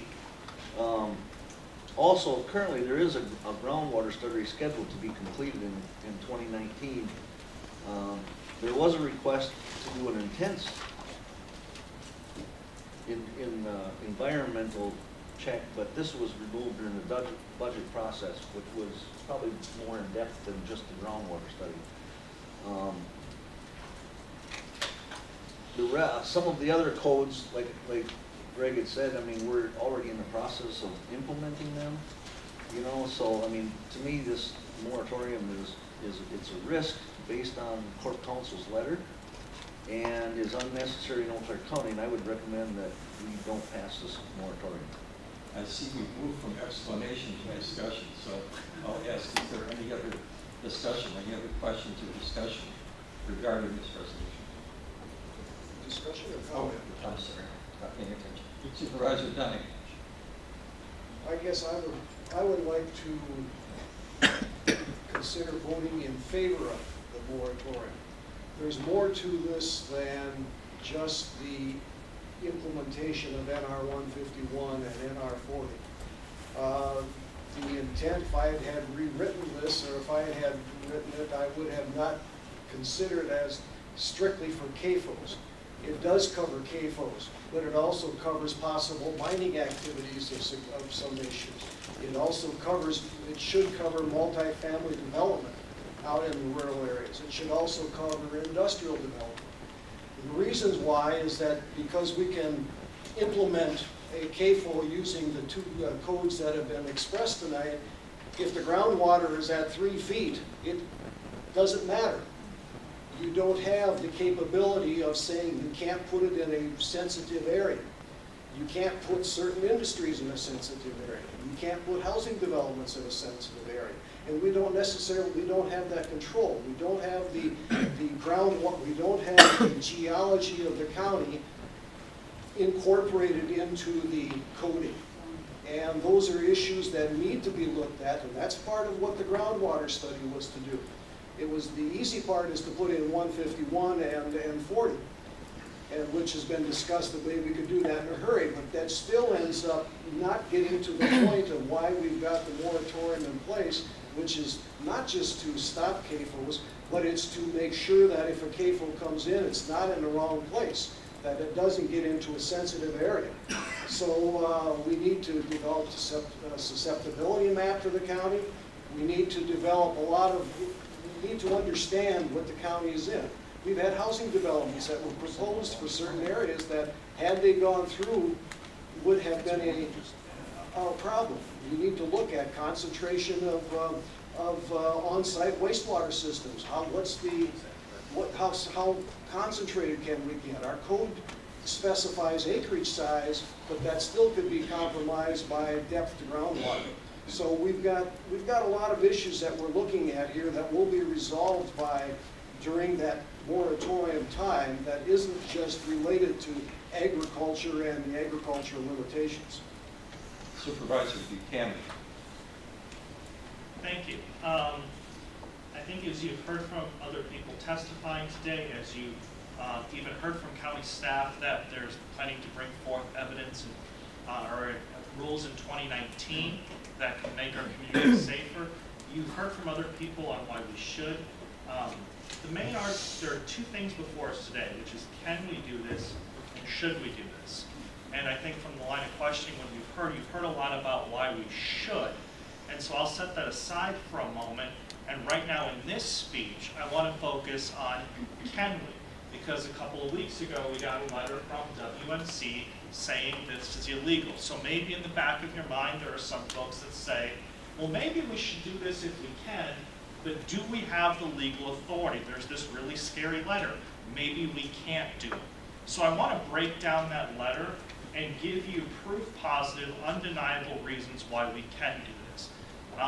Setting aside that even our corporation council has said that we can. Here is why this letter that WMC has said is just flat wrong. And you can break WMC's letter down into basically 4 components.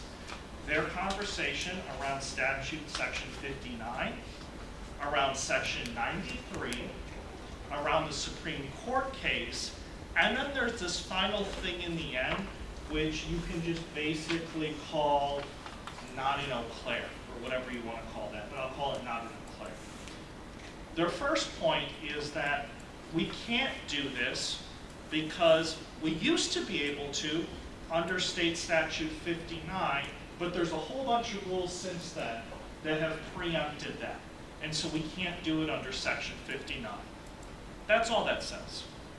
I'm going to say that's okay. I agree with it.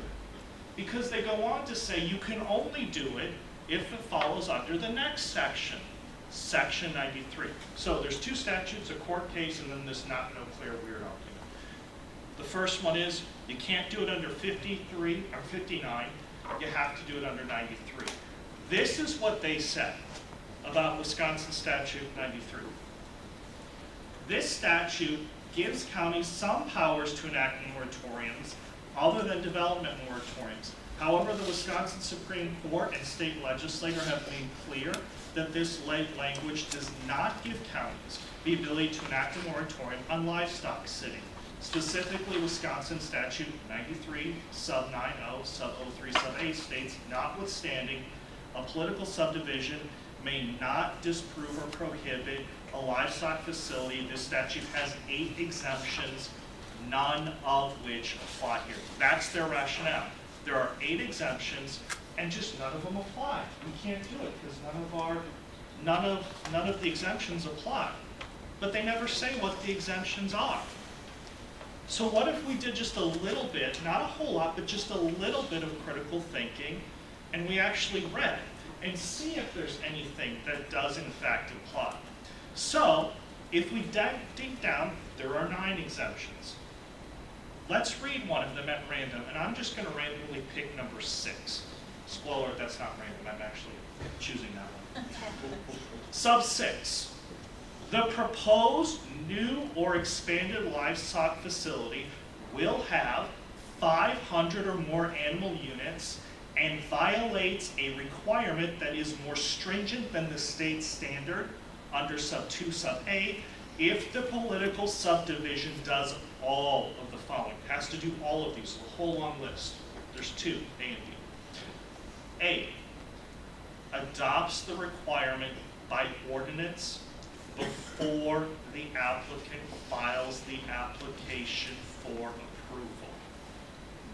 Adopts the ordinance before the applicant files. And B, based on the requirement on reasonable and scientific defensible finding of fact adopted by the political subdivision that clearly shows that the requirement is necessary to protect public health or safety. So WMC sends us this letter that just says, there's these exemptions out there, but they don't apply. What are those exemptions? Well, we're not going to tell you, just trust us. Just trust us, they don't apply.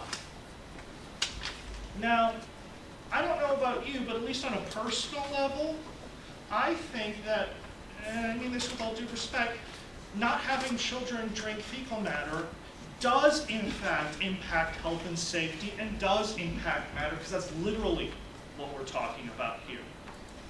So let's go on to the next section of WMC's letter, because it's really fascinating. This is the section where they say, oh, by the way, there's a Supreme Court statute, or a Supreme Court rule, excuse me, not section, Supreme Court rules. And the Supreme Court ruling just says, no, you can't do it. Thank you, Stella. It actually does not say that. There's some really technical stuff you can get into if you want to read it yourself, because it's public record. It's on the website. It's on the internet for free. You can Google this. They cite it. Like, you can actually look it up. And the long story short is the town tried to do something, and then after the town tried to do it, we're a county, not a town, but whatever. The town tried to do something, and then another agency tried to do something on top of that after the permit was filed. After the permit was filed. And the Supreme Court said, no, you can't do that. I want to read something from that statute, so it's not my word. You don't have to take my word. I could be a liar. You could read it yourself. So let me read it. Paragraph 45. The legislature did create narrow exemptions that allow a political subdivision to disapprove a livestock facility sitting permanent. Wisconsin statute, shocking, 93 sub 9 sub 3 sub A sub 1 sub 9, providing the exceptions for the rules. The exception which is pertinent to our analysis is set forth in sub 6, the one I cited earlier. According to that section, if a political subdivision wishes to disprove a livestock facility sitting permit for failure to satisfy some requirement opposed by a political subdivision, but not contained in the sitting law, that's a state statute. So if we want to do something not contained in state law, the political subdivision must A, adopt the requirement by ordinance before the applicant files the application for approval. And 2, based on the requirement or reasonable and scientific defensible finding of fact, adopt the political subdivision. This requirement ensures, again, this requirement ensures that farm operators receive notice of local standards that differ from the state's, and that they are not subject to arbitrary or unreasonable conditions. That literally just said, under the Supreme Court ruling, you can't force people to follow rules after they submit an application because you're changing the rules of the game midstream. And that's not fair. If you put money in, if you put time in to have the rules changed on you after the fact. But if you do it before the fact, if you put a rule in place before the application is submitted, that's kosher because they have notice, because they have time to anticipate it, because they have time to deal with it. So we'll talk a little bit later, and I'll take another speaking turn on whether or not we should. But on the issue of can, WMC is just out to lunch. And the things they're citing, with all due respect, they aren't citing them respectfully. Oh, there was last section, that little like not in Eau Claire section, that there aren't that like weird part at the very end which just says there's only one CAFO in Eau Claire, therefore you don't know if pollution actually affects Eau Claire. So how do I answer that? I would just take a step backwards and stop thinking about CAFOs for a second. Think about nuclear waste and radiation. And I'll be wrapping up real quick. Think about nuclear waste and radiation. So let's say in Trempealeau they took nuclear material and dumped it into a river and they found it was dangerous. And they did that in Dunn County, and they did that in New York, and they did that in California. But then WMC comes up and says, aha, that hasn't happened in Eau Claire County. So how do you know that it's actually damaging to Eau Claire? You can't pass a rule until it's already happened. But if you pass the rule after it's already happened, you can't enforce the rule. This really weird catch-22 that they, of course, would love to have. So just remember in closing, this is a bogus letter. WMC has sued and has fought and paid millions of dollars in Madison to lobby in order to allow lead paint manufacturers to get off on not having children getting poisoned. The point being, they're willing to let people take poison in as long as their people make money. They're sending you a letter you don't have to follow. This is legal. This is just a bit after the fact that our speaking turns are technically limited to 5 minutes. Oh. So I try to follow that. Okay. Fair warning. Okay. Although you do have an opportunity to speak twice at the same point. Supervisor Pergonis? Thank you, Mr. Chair. I'm actually going to propose an amendment, but before I do that, I want to say that the case that Supervisor Buchanan was referring to has a really interesting dissent, because basically what the dissent says is that the majority in this case is trying to remove local authority, municipal authority. It's one of the issues we have, at least I believe we have on this board, that more and more authority is going to the state, and there's an attempt to reduce local authority. And so the dissent in that case says that's not what the statute means. The statute gives provisions to allow municipalities to promulgate their own rules, and we should not be reading this as though municipalities and local governments don't have that level of authority. But having said that, I'd like to propose an amendment. It's a very small amendment, but it would be in section 7, under duration of moratorium. One of the things that I've heard is that it feels too long. It's currently written for 2 12-month periods. So I would like to propose an amendment. I know this can be controversial, but I would like to change on line 2 to 6 months and on line 5 to 6 months, so that the total length of this moratorium cannot exceed 12 months. We have a proposal, an amendment. Clerk will read the In section 7, so what we read is, this moratorium shall be in effect for a period of 6 months from the date of this ordinance is passed. Eau Claire County Board of Supervisors, unless the County Board of Supervisors rescinds this moratorium at an earlier date. This moratorium may be extended for up to 6 months for a majority vote of the Eau Claire County Board of Supervisors. Is there a second? A second by Supervisor Gatt. Point of information, Yes. if this amendment and thus the resolution as a whole were adopted, would a county board at a future date still have the authority to enact a different moratorium beyond that 2 6-month, 12-year period? 12-month period. You mean an additional moratorium? Yes. Look to the court counsel. Yep. In my opinion, yes. Okay. All right. Yeah. Can I speak to it? Excuse me. Yes, you have the privilege of speaking to your own motion. Thank you.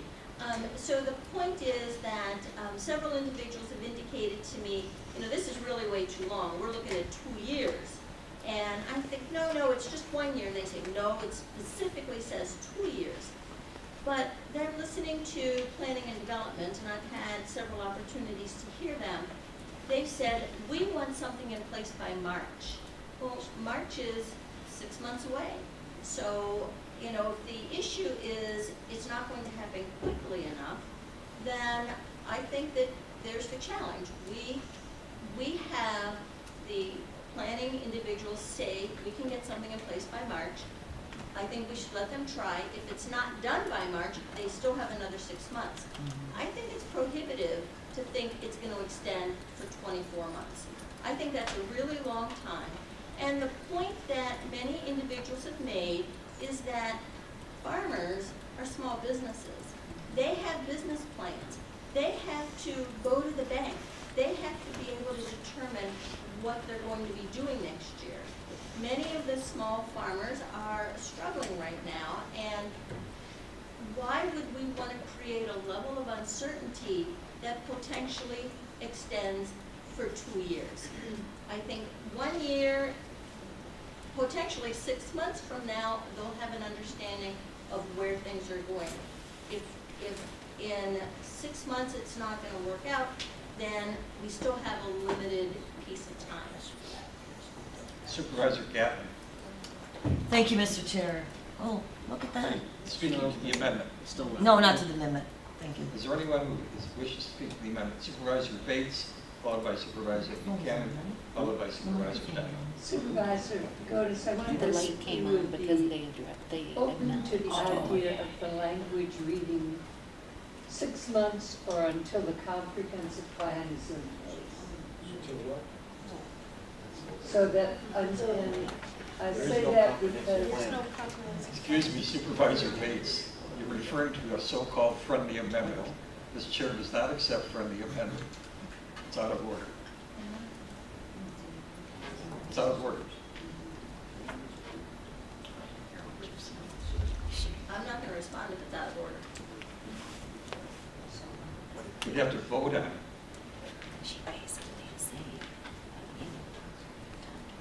So, a proposed amendment has been made, it has been seconded. We've had discussion.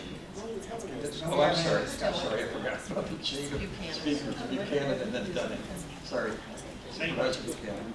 I want to say that First time addressing. Yeah, on the amendment.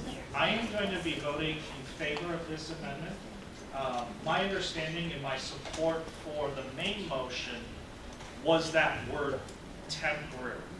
We are not trying to say, under no circumstances can anything come forward in this community. The whole point of the main motion was we need to have some time so that we can get the right rules in place, so that we can protect everyone's groundwater and still allow farmers to make a living. We specifically heard testimony that this could be done by March of 2019. Now we're all, elected officials here in this body who are voting. We're all in local government, and sometimes things happen where you miss a deadline. And this amendment allows us to still address that even if that March deadline gets missed. Because if it gets missed by 4 months, we're fine. If it gets missed by 5 months, we're fine. And if the absolute of the absolute worst happens, which is why I asked the question I specifically did, and we need more than a year, we could always bring forth a new resolution. But this tells staff, we're not trying to sit on this. We're not trying to attack farmers. We're trying to do something very temporary in a short period of time, and there's some pressure on you to do it. So I like this amendment, and I'll be supporting it. Supervisor Dunning. I don't think we heard that. What we heard was that a portion of what we need could be done by March. What we needed to hear was that the groundwater plan that was brought back here 2 weeks ago said it would take the full year. And that is equally as important a part of this as putting in 151 and 40. I'm opposed to the extending it. If you want to look at something else, make it, you still have after 12 months the option of not allowing it to go farther. That is still the possibility, but to falsely put a date on it and then take a chance that it would not get renewed for the second 6 months, you may be missing most of what we are trying to put into this law. So it's not just putting in 2 codes, it's putting in some geological stuff. So I'm totally opposed to this. We need to hear the whole thing, not just the short version of it. Thank you. Supervisor Gavin, I still have you back there. I'm not speaking to the amendment. Sorry. Supervisor Gibson. Yeah, from what I remember on the screenshot up there, the ordinance updates and all that were supposed to be done earlier in 2019 before the groundwater study was even to be done. So I don't know where you're coming up with that, Supervisor Dunning. 6 months, it still works. Supervisor Pergonis, your legislature. Oh, it was from before. Sorry. Was there any up? Yeah. Supervisor Chilson, sorry. Thank you. I agree with Supervisor Pagonis. Anybody in business knows that to have a year-long moratorium with the possibility of another 12 months for a 24-month period where you cannot plan or execute your business, I'm not sure there's a business in the world that could operate under those kind of conditions. As you look around the room, there's not one of us that enters this room tonight that comes in with the conditions that farmers do. So in the beginning of the year, they put their plans together, they buy their seed, the fertilizer, they put everything in the ground, all those costs are known. Yet at the end of the year, if they're selling their milk or if they're selling their crops, all those are a variable commodity and they do not know what they're going to get at the end of the year. It's a pretty tough business to be in. So I think for us to sit here and arbitrarily put timelines to make ourselves feel good is not a reasonable request. If you are going to amend it to 6 months, I think it should be with the direction of staff that they do this, what they have already started and what they told us tonight that they want to implement, and we request that they get it done in 6 months so that we say to the farmers, we respect what you do, we realize you're in a tough business, and we want to be a county that is favorable to agriculture, and not just impose arbitrary timelines to make our own selves feel good to the detriment to them and the businesses that they're involved with. So I am opposed to the original moratorium. 12 months is way too long. And for any of the people that are new here, I used to be new. I'm unfortunately no longer new. When we did the sand mining moratorium, at the end there were several members, even though all the research had been done, the information had been gathered and had been presented to us, that wanted to extend the moratorium longer and even indefinitely until more questions could be answered.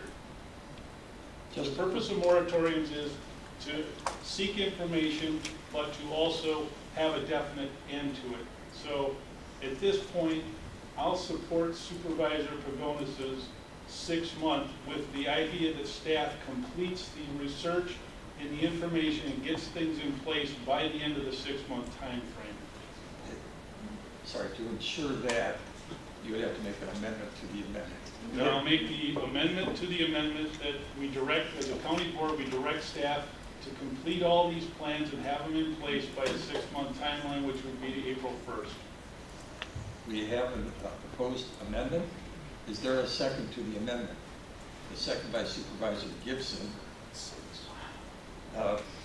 Supervisor Chilson, you made the amendment to the amendment. Do you wish to speak to your own motion? No, I don't think so. I think I covered it. Okay. Is there anyone else who wishes to speak? Supervisor Coffey, followed by Supervisor Russell, followed by Supervisor Dunn. Sorry. I have just a clarifying question. So I think what you're saying is that there would be no extension, correct? That if it's not done in 6 months?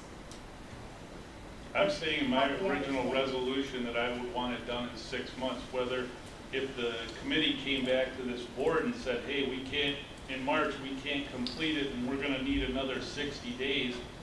I'm not an expert and Mr. Zeems can give us an answer, but I don't see why that couldn't be accomplished at that point. But in tonight's amendment, that I'm amending the amendment, I'm saying 6 months time frame, hard and fast, April 1st, with the goal of staff, this is what we want done by April 1st. So just to clarify, your amendment of the amendment would mean that it's a 6 month period. I'm not putting in an additional 6 month extension on mine. Mine's hard and fast, 180 days is what my amendment to the amendment is. Okay, thank you for the clarification. Trying to remember the sequence again. Supervisor Russell, Supervisor Dunning, and then Supervisor Henry. And followed by Supervisor Anderson. Supervisor Russell.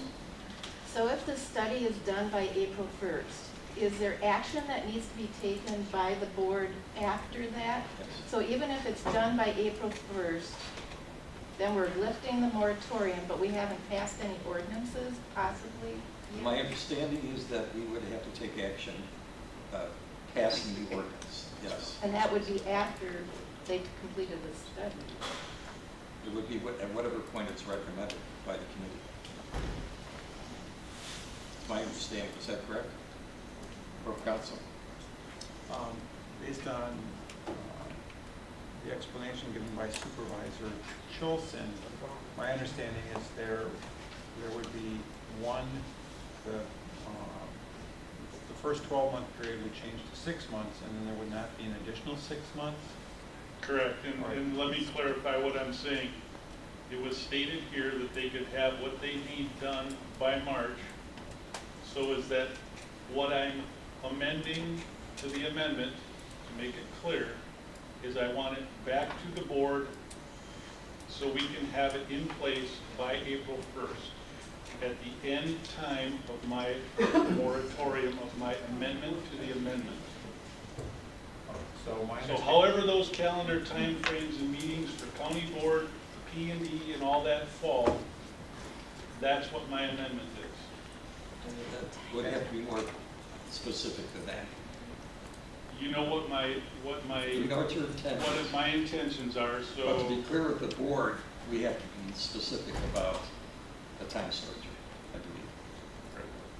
I understand what your intent is. Yes. My understanding is there would be, instead of a 12-month moratorium, there would be a 6-month moratorium, and there would not be an extension of the moratorium, based on what Supervisor Chilson has said. So basically then, what the amendment does is to say that there's one 6-month amendment. I believe that's correct. I mean, the other thought that I had, but that's not what Supervisor Chilson said, is that would be a directive to staff to get it back in. But really what it is a final deadline. Correct? Correct. Yeah. Yep. So there would be the moratorium would last for 6 months, and there would be no extension in what you would be passing tonight.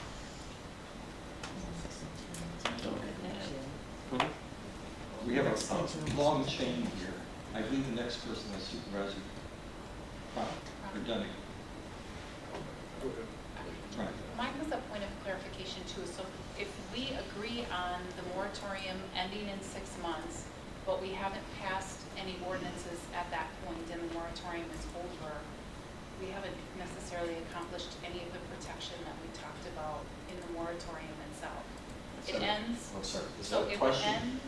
We haven't passed anything at that point. It's just presented to the board.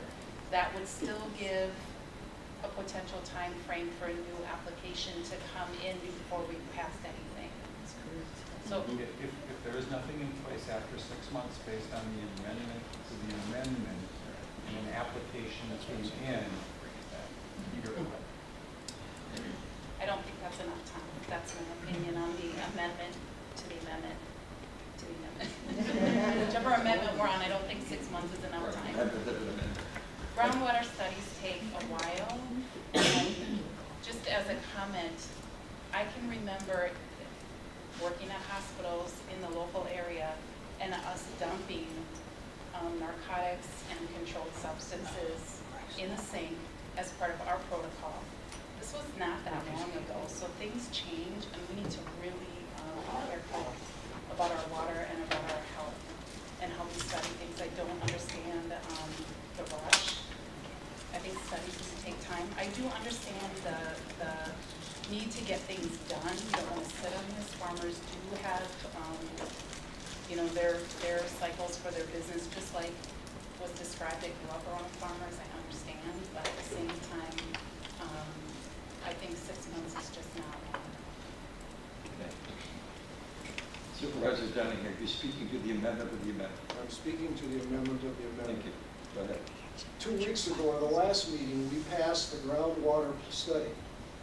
That was, if you remember the goals, they were to be done within a year, in some cases even a few months beyond that.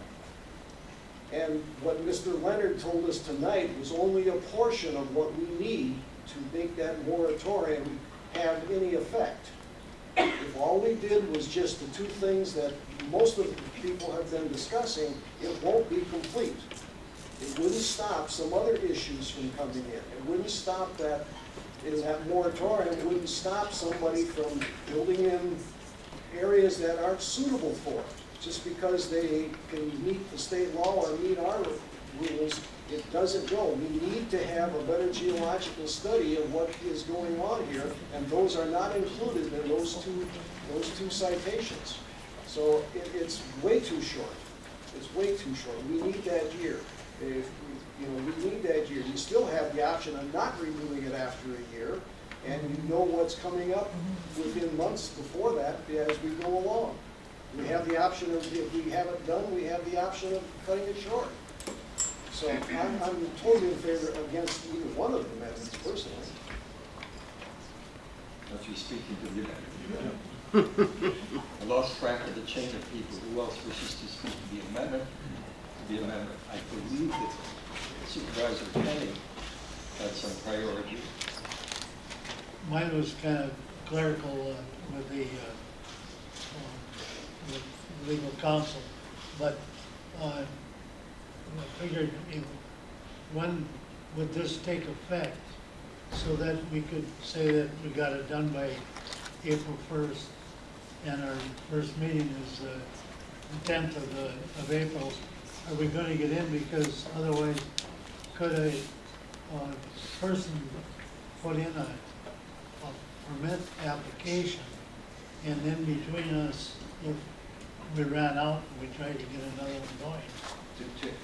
Sorry, to answer your question directly, at the end of the resolution is the statement, has effect upon passage of publication. But can they put in an application during our moratorium? I think so. 5 months to get it. Or do they have to Yeah, I wait until- suppose, but we have no obligation to process it. Is that correct, Mr. Leonard? It's what? If someone, say it again, Supervisor Henning. You asking? I'm sorry, can you repeat the question? Yeah, during a moratorium, can somebody put in an application? Or do they have to wait till the moratorium is over? My understanding is an application can be received at any time. We would not be Okay, able to that's- act upon it. Okay, then, in that instance, if, say they put it in 2 days after our moratorium started, and ours ran out, then they got it in before we would have another one. So time can be a factor. Okay, so, in looking at section 7 of the ordinance, the original amendment replaced the initial period of moratorium, reduced it from 12 months to 6 months, and then reduced the extension from 12 months to 6 months. The amendment to the amendment reduced the initial moratorium to 6 months and then eliminated any extension. As Janet was saying, if the board takes action and passes this, and with the amendment to the amendment, it's effective when it's published, which is within 10 days of this meeting, and it just depends on how fast the clerk's office can get it into the paper to be published. So what it comes down to is if there is an application that's filed at any time and the moratorium runs out and the board hasn't taken action, that application would be a good application, and then would not be subject to this. So if the application's in, you don't take any action, the moratorium runs out, the moratorium's over, and then the statutory provision that Supervisor Buchanan was talking about would kick in. Supervisor Henning, did that answer your question? Yes. We had a couple other hands here prior. Supervisor Gordon. Yeah, I just had a clarifying question, I guess, for Supervisor Chilson. If there would be a chance to extend the moratorium after the 6 months, so if they don't get the study done by April 1st, would we be able to continue extending it? Somebody could bring it back as an agenda item prior to the moratorium expiring. And we could, if staff said we need another 60 days to complete this and get it through P&D, get it to the board for a final vote, then we as a board could at that point vote to extend it 60 days if that was the term that was recommended by land conservation P&D staff. So if it doesn't end, we can do anything we want prior to its expiration, coming back before this body. Supervisor DeLuca, followed by Supervisor Schroeder. Okay, so I pulled out my calendar and I'm looking. If you're going to take action on this before April 1st, you would have to do the county board meeting that will appear in the tail end of March. Would be the last one that you could enact anything, because then if it runs out on April 1st, you've got election on the first Tuesday in, which is the 2nd of April, and then you have meetings after that. So you'd have to have it all done by late March in order to vote on it and have your rules in place before the moratorium runs out. Just as a point of clarification on the amendment to the amendment, What was the time structure that you said? Did you give a date? Yeah, Or did he you said say April 6 1st. months? From the, What has to be 6 months?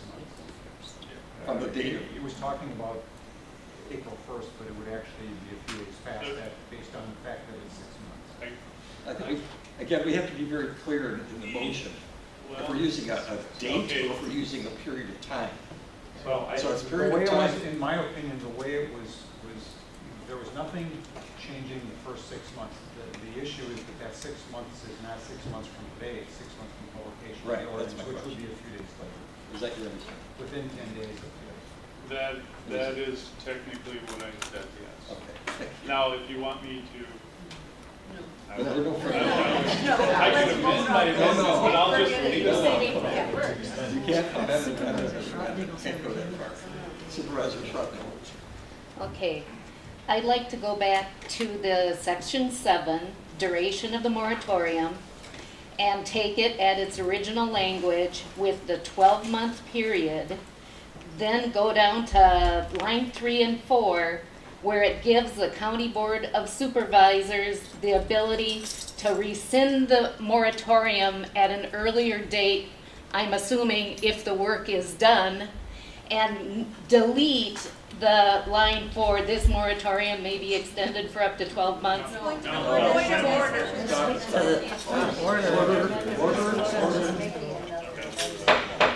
Order in the room, please. You were proposing an amendment of an amendment. I was You can't do that. proposing that we strike the first 2 amendments. You may not make such a We have to take care of the amendment of the amendment, then we go back to the amendment, then we go back to the main motion. So let's take care of that first, please. Supervisor Neiman.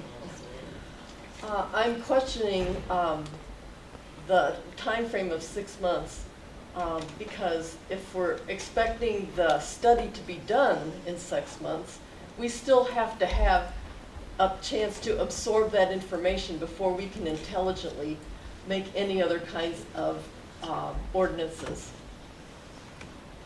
We need more time. So you Just are to say the speaking- end of the study at 6 months isn't going to give us enough time to absorb the information and make You were intelligence. speaking against the amendment of the amendment. Yes. For that reason. Call the question. Call the question. Supervisor Buchanan, followed by Supervisor Wilkie. To the amendment of the The amendment. amendment to the amendment. I am not questioning, I am opposing the amendment to the amendment. As we heard from staff in their testimony about wanting to bring something forward in March, I could be wrong, but I believe that the gentleman said that he wanted to do something a little earlier, but there was a staff shakeup, and that would necessitated a little bit of extra time. You know, we're in October, we're about to hit November, December, January, where it gets cold, where it can be ice on the road, people can quit or whatever, issues can happen, and we don't, there always could be a situation where there maybe needs to be an extra bit of time for a delay. We even heard from the gentleman who made this amendment to the amendment that things can happen and maybe we need to extend the time anyway. Well, this does that. You can always vote no on the extension. So if you vote no on the amendment to, if you vote no on the amendment to the amendment, you can still have the 6-month time frame if you think staff was dragging their feet or whatever. I think at the end of the day, this amendment to the amendment comes down to one thing. Do you trust the staff to do your job? Do you believe that our staff are going to be straightforward and honest with us when they come forward with a report that says, we're ready to bring this forward or something legitimate happened that kept us from bringing this forward and we need a little bit of extra time. So that's why I oppose the amendment to the amendment, is so that we can have that time if it is needed. So I will be voting no. Call the question. Supervisor Wilkie. I suspect all of us have reached a conscious decision on what our vote is going to be on the amendment to the amendment. I see a lot of nodding of heads. I'm hoping we can move forward with that. I'm going to vote no on the amendment to the amendment, but it has also served a useful purpose, the amendment to the amendment. Yes, we trust our staff, but yes, we've also given a pretty straight, direct, and forceful message. Could you recall when I asked the question, when was NR 151 put in place? Well, 2002, and I asked what took so long. I trust our new staff, and I trust that they've already gotten the message loud and clear from this board. Let's get moving on this. I would encourage you to formulate in your mind your vote on the amendment to the amendment. Mine's going to be no. Supervisor Wilkie, as a point of clarification, are you requesting that the question be called? Yes. It's on mine. Sorry, here's the request. There's a difference between the motion to call and the request to call. The request to call permits the chair to make that decision. Okay. So is that a request? Okay. Unless there is something new to add, I'm going to call the question. Supervisor Dunn, new to add. New to add. We have one meeting in February, one meeting in March. For this to go by normal circumstances, it would have to be done, all this work would have to be done and in a legitimate format, somewhere around the 20th of February, which is a whole lot shorter than 6 months to get things done. So the first reading would then occur on March, it'd be in February to get it on the second thing by March 27th, so it could be approved by April something. So was that speaking against the amendment? I'm against the amendment to the amendment. Something new to add. Yes. Okay. It's a question. We're concerned about whether Mr. Leonard can get the job done within the prescribed time period. I would like to have him address that because that might shed light on whether we're on good track or not. So you're on. Without objection, Mr. Leonard.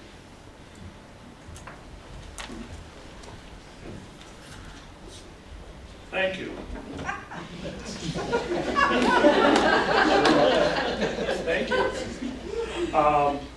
One question I would have of Corporation Counsel, is I'm frantically trying to look this up.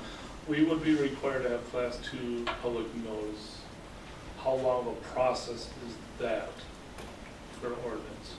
2 insertions, 10 days before, that takes a couple weeks.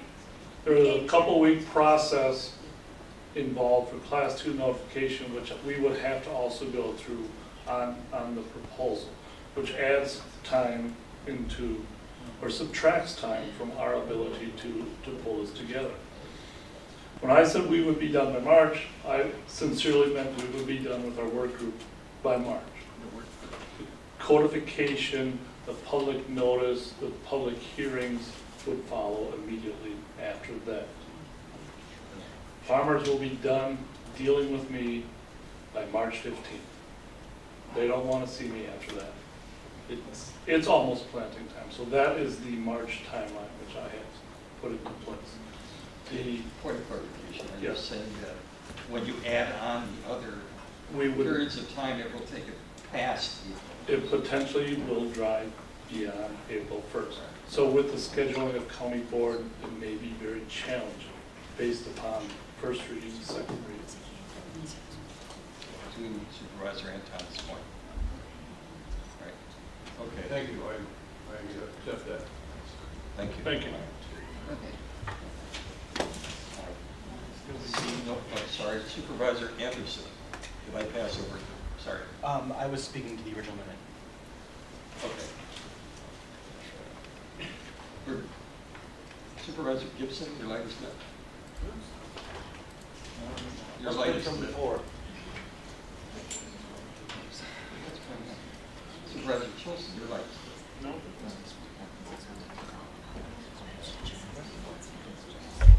Oh, sorry.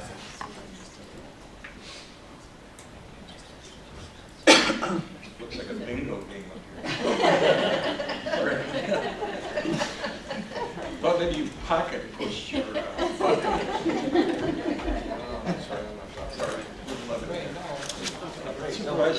please take your pads in hand. You're voting on the amendment to the amendment. The vote of yes accepts the amendment, the amendment vote of no rejects it.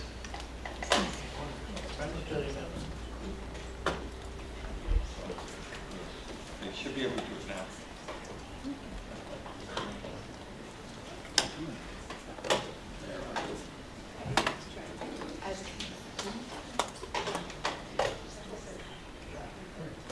Supervisor Morris. I can't do that. 6 to 22. 6 to 22, 22 no. The amendment is defeated. We're back to the amendment. And a reminder of that amendment. The amendment is in section 7. It's changing the period of 12 to 6 months, that a moratorium should take effect, and then that it can be extended up to another 6 months. We are in a discussion of the amendment. So anyone wishes to speak? Indulgence or am I misreading the rights? Did you? No, I wanted to speak. Please Still do. open for discussion? So, I think we just heard that it's very unrealistic that we would get anything done within 6 months. So, now back to this amendment, would say we will have to bring this up in front of the board again to extend it for another 6 months, almost guaranteed. I don't want to do that. I think we ought to just stick with the original 12 months, and that's the way I want to go. We can always cancel it earlier. The way it is written gives us that option, and I sincerely hope that we do cancel it earlier. I'd like to see it get done in 6 or 7 or 8 months. I think the way this resolution is written, it will allow us to do that. I see no others. I got it. Supervisor Chilson. To the amendment. I got to speak to that. I respectfully disagree with Supervisor Stelgis on that. I just remember how the moratorium on sand mining went down. There was nothing that accelerated it to the end with any kind of a premature ending. In fact, there were things that wanted to take it way beyond the deadline, so I completely disagree with them. I cannot support the 12-month.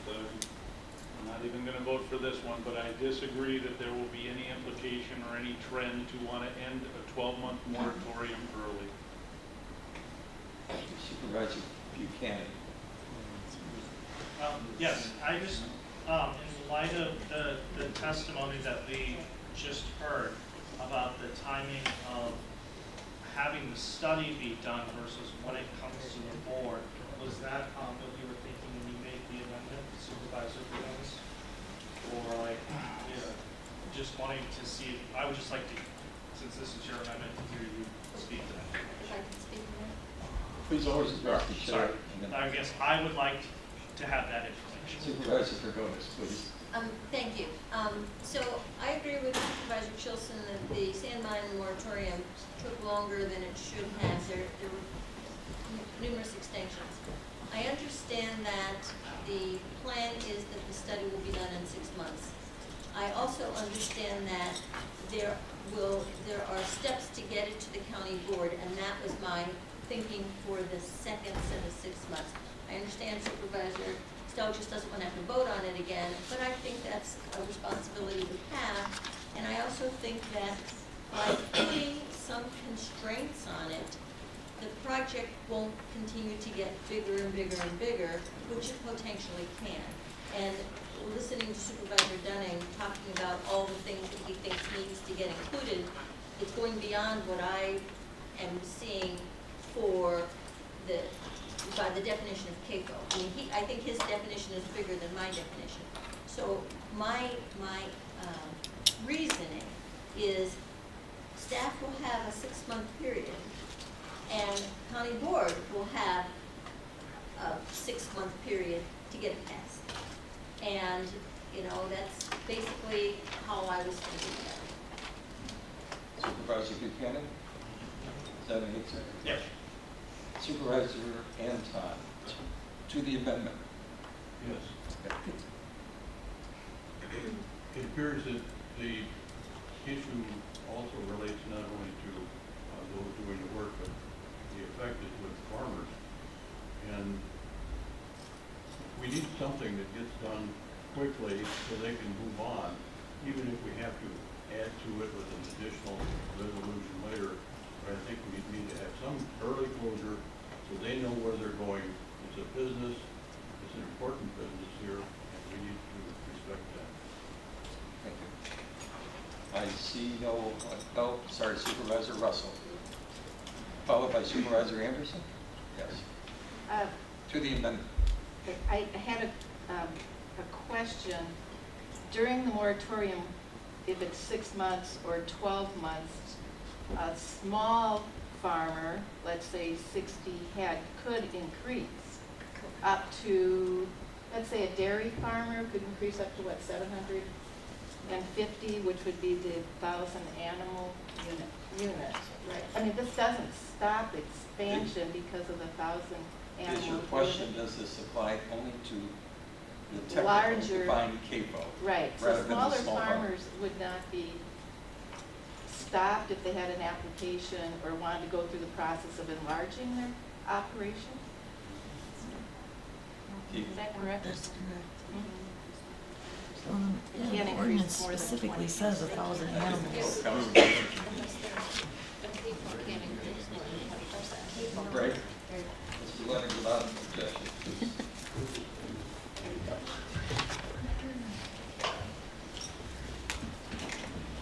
Thank you once again. The moratorium is specific and it's for large-scale livestock operations within the definition that is any operation over 1,000 animal units. And an expansion would be on those which are over 1,000 animal units and they expand by at least 20%. So an expansion of greater than 20% by an existing facility would then be prohibited. Supervisor Russell? Thank you. Supervisor Anderson?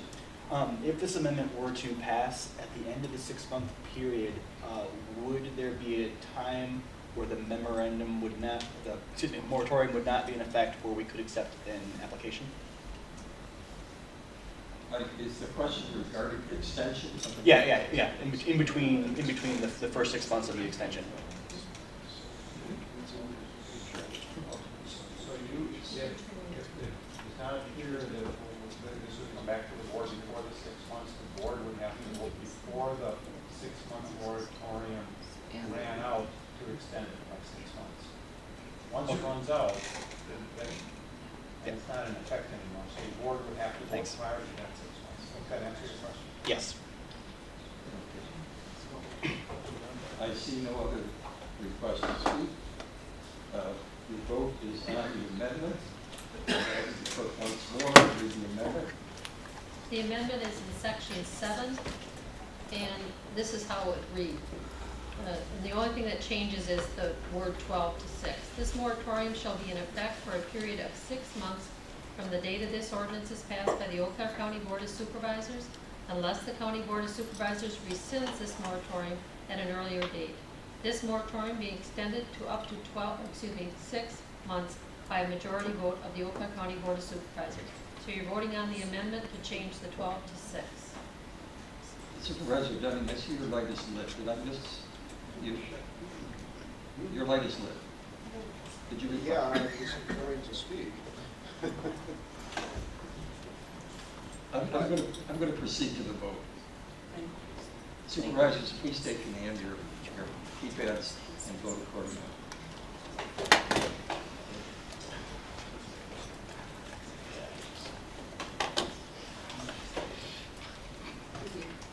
It is 18 yes, 10 no. The amendment passes. We are now back to the main motion as amended. Is there anyone who wishes to speak? Supervisor Dunning. I'm sorry to cut you off there, but... Well, this is to the amendment. Okay. Supervisor Wilkie, followed by Supervisor Urban. No, sorry. I have no doubt what my vote's going to be in favor of it, and I think everybody here now, as by the nods of the heads, knows exactly how they're going to roll on this. I could give you the spiel on the health issues and the loss of my dog and all that kind of thing, why I would want to do this, but I'm not going to. I would encourage others to, if you truly know how you're going to vote and don't have questions, I think it's time we bring this process to a close. I just encourage you to vote yes. Once again, I'm hearing a hidden call to question. However, I have a request to speak from Supervisor Buchanan, so we'll go ahead. I'll be very, very brief. Thank you. I just want to say how, because I said I would say I should. As a lot of you know, I spend a lot of time knocking on doors, talking to neighbors when it comes to November elections, and had an opportunity to knock doors in Alma Center, where I and a friend of mine met a woman who hasn't been able to drink her own well water in 15 years because she lives next to a cave boat. We have heard that there are state laws that address manure management, and that is factually true. But the question is, do those standards actually work? And should we do something more?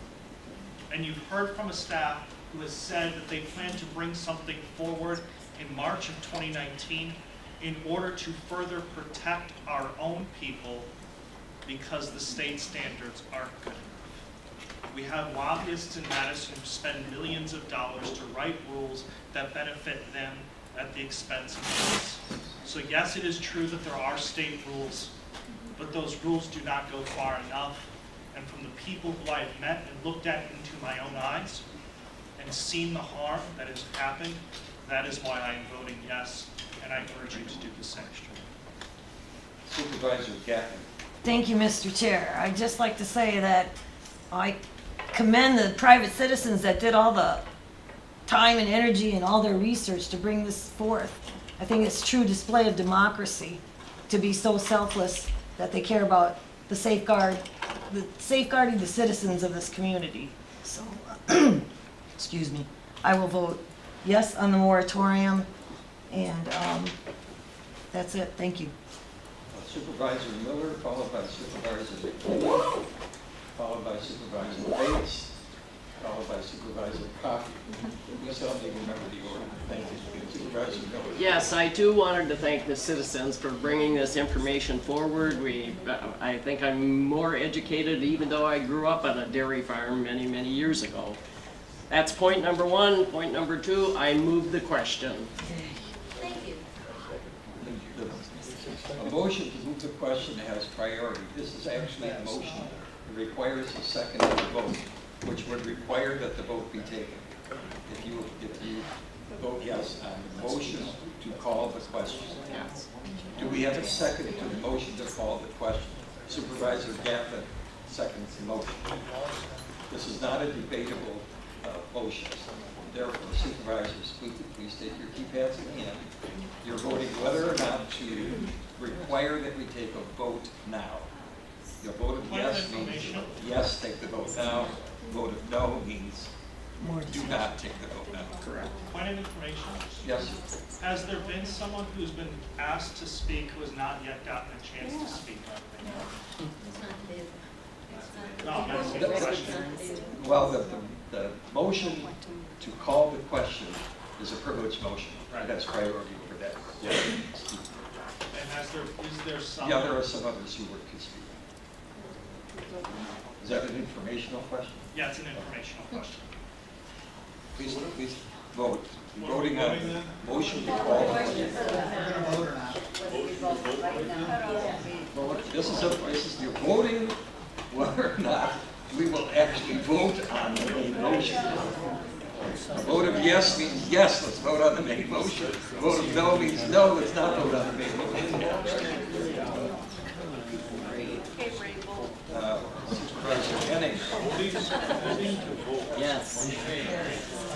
17 yes means yes. The motion to call the question has been affirmed. Therefore, supervisors, please take the hand.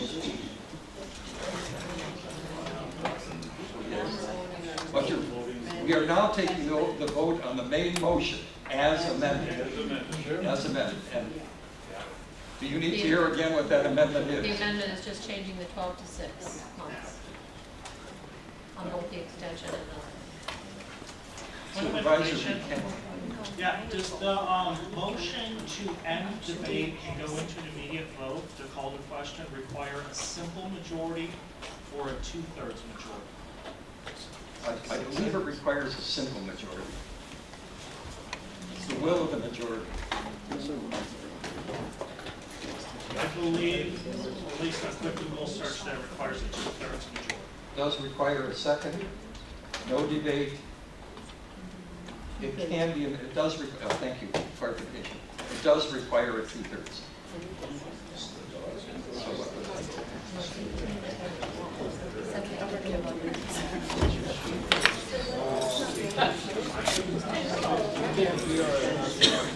Thank you, Supervisor Buchanan.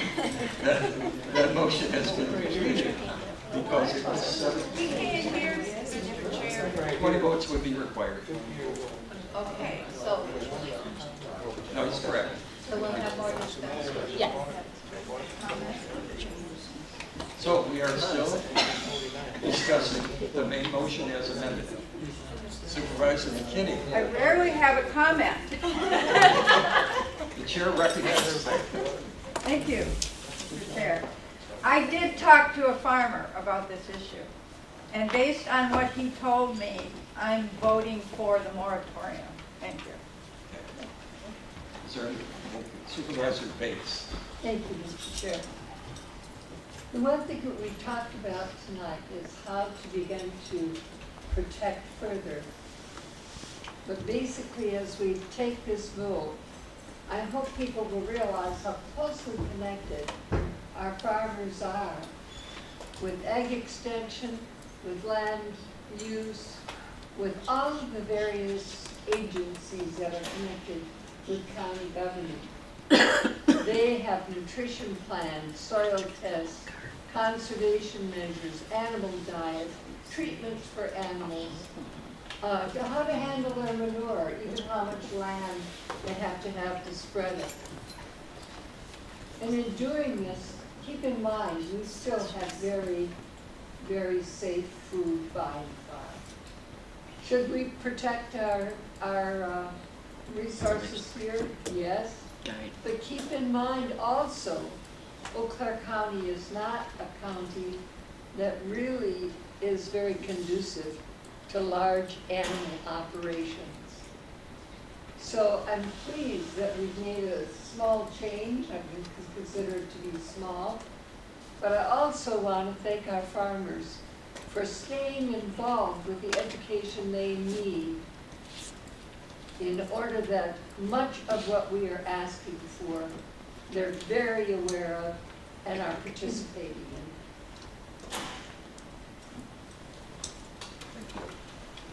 I see no other hands raised. Oh, sorry, Supervisor Cobb. At the recent Wisconsin County Association meeting I attended, the La Crosse County Health Department director talked about swine capos in their county where the soil was sandy and the aquifer was close to the land surface. This is one of the things that Supervisor Dunning is talking about, sensitive areas that we have not identified in our county. The CAPO was regularly monitoring its wells as required and was over the maximum state level of 10 milligrams per liter for 5 years, and there was no DNR intervention in that problem. At times, the nitrate level was even up to 40 milligrams per liter. The health department acquired a straight grant to test all the surrounding 500 private wells. 30% of them were over 10 milligrams per liter, and way over the 8% of private wells that were tested the year before throughout that county. Clearly, the CAPO had an effect on the nitrate levels in the surrounding private wells. I think this shows us how important it is that we pass a moratorium to update 151 and gain citation authority. It will be a good start. I agree with Mr. Dunning that it is a start. Then we need to understand the quality and quantity of our water in order to identify these sensitive areas, and only then will we be able to zone our county to maintain public safety. But I will pass this cable moratorium. I see no other request to speak. Therefore, we will proceed to the vote on the motion as amended. I won't ask the clerk to read that amendment for what is the sixth time now. I'm assuming that unless you have a question about what the amendment is, we will proceed to the vote. Please take your keypads in hand and vote.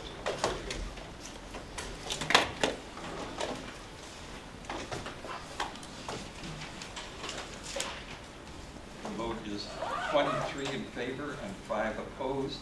The motion passes. Thank you very much. The next item on our agenda is file 67. Initial resolution authorizing the borrowing of not to exceed $10 million and providing for the issuance and sale of general obligation promissory notes therefore. Motion. Motion by Supervisor Leary, second by Supervisor Pagonis. Explanation by Supervisor Pagonis. I don't think I have much more to say. You heard Sean Lenz from Ayers talk about this. This is something that was approved by this board last November, and we are just bonding now for 2018 capital. So that's what this is about. It will go out for bids in November, and we'll come back for a final vote in November regarding it once we get the bids in. Is there any discussion or are there any questions regarding this motion? This file. Supervisor, please take your keypads in hand and vote on file 67.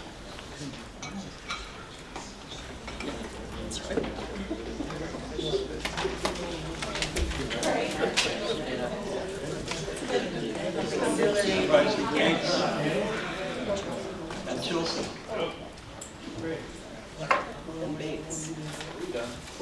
That is 27 yes, 1 no. The motion passes. That concludes our agenda. Before I adjourn the meeting, I want to thank you for your patience tonight with our cumbersome system speaker. And I wish you all good peace. We are adjourned. Thanks for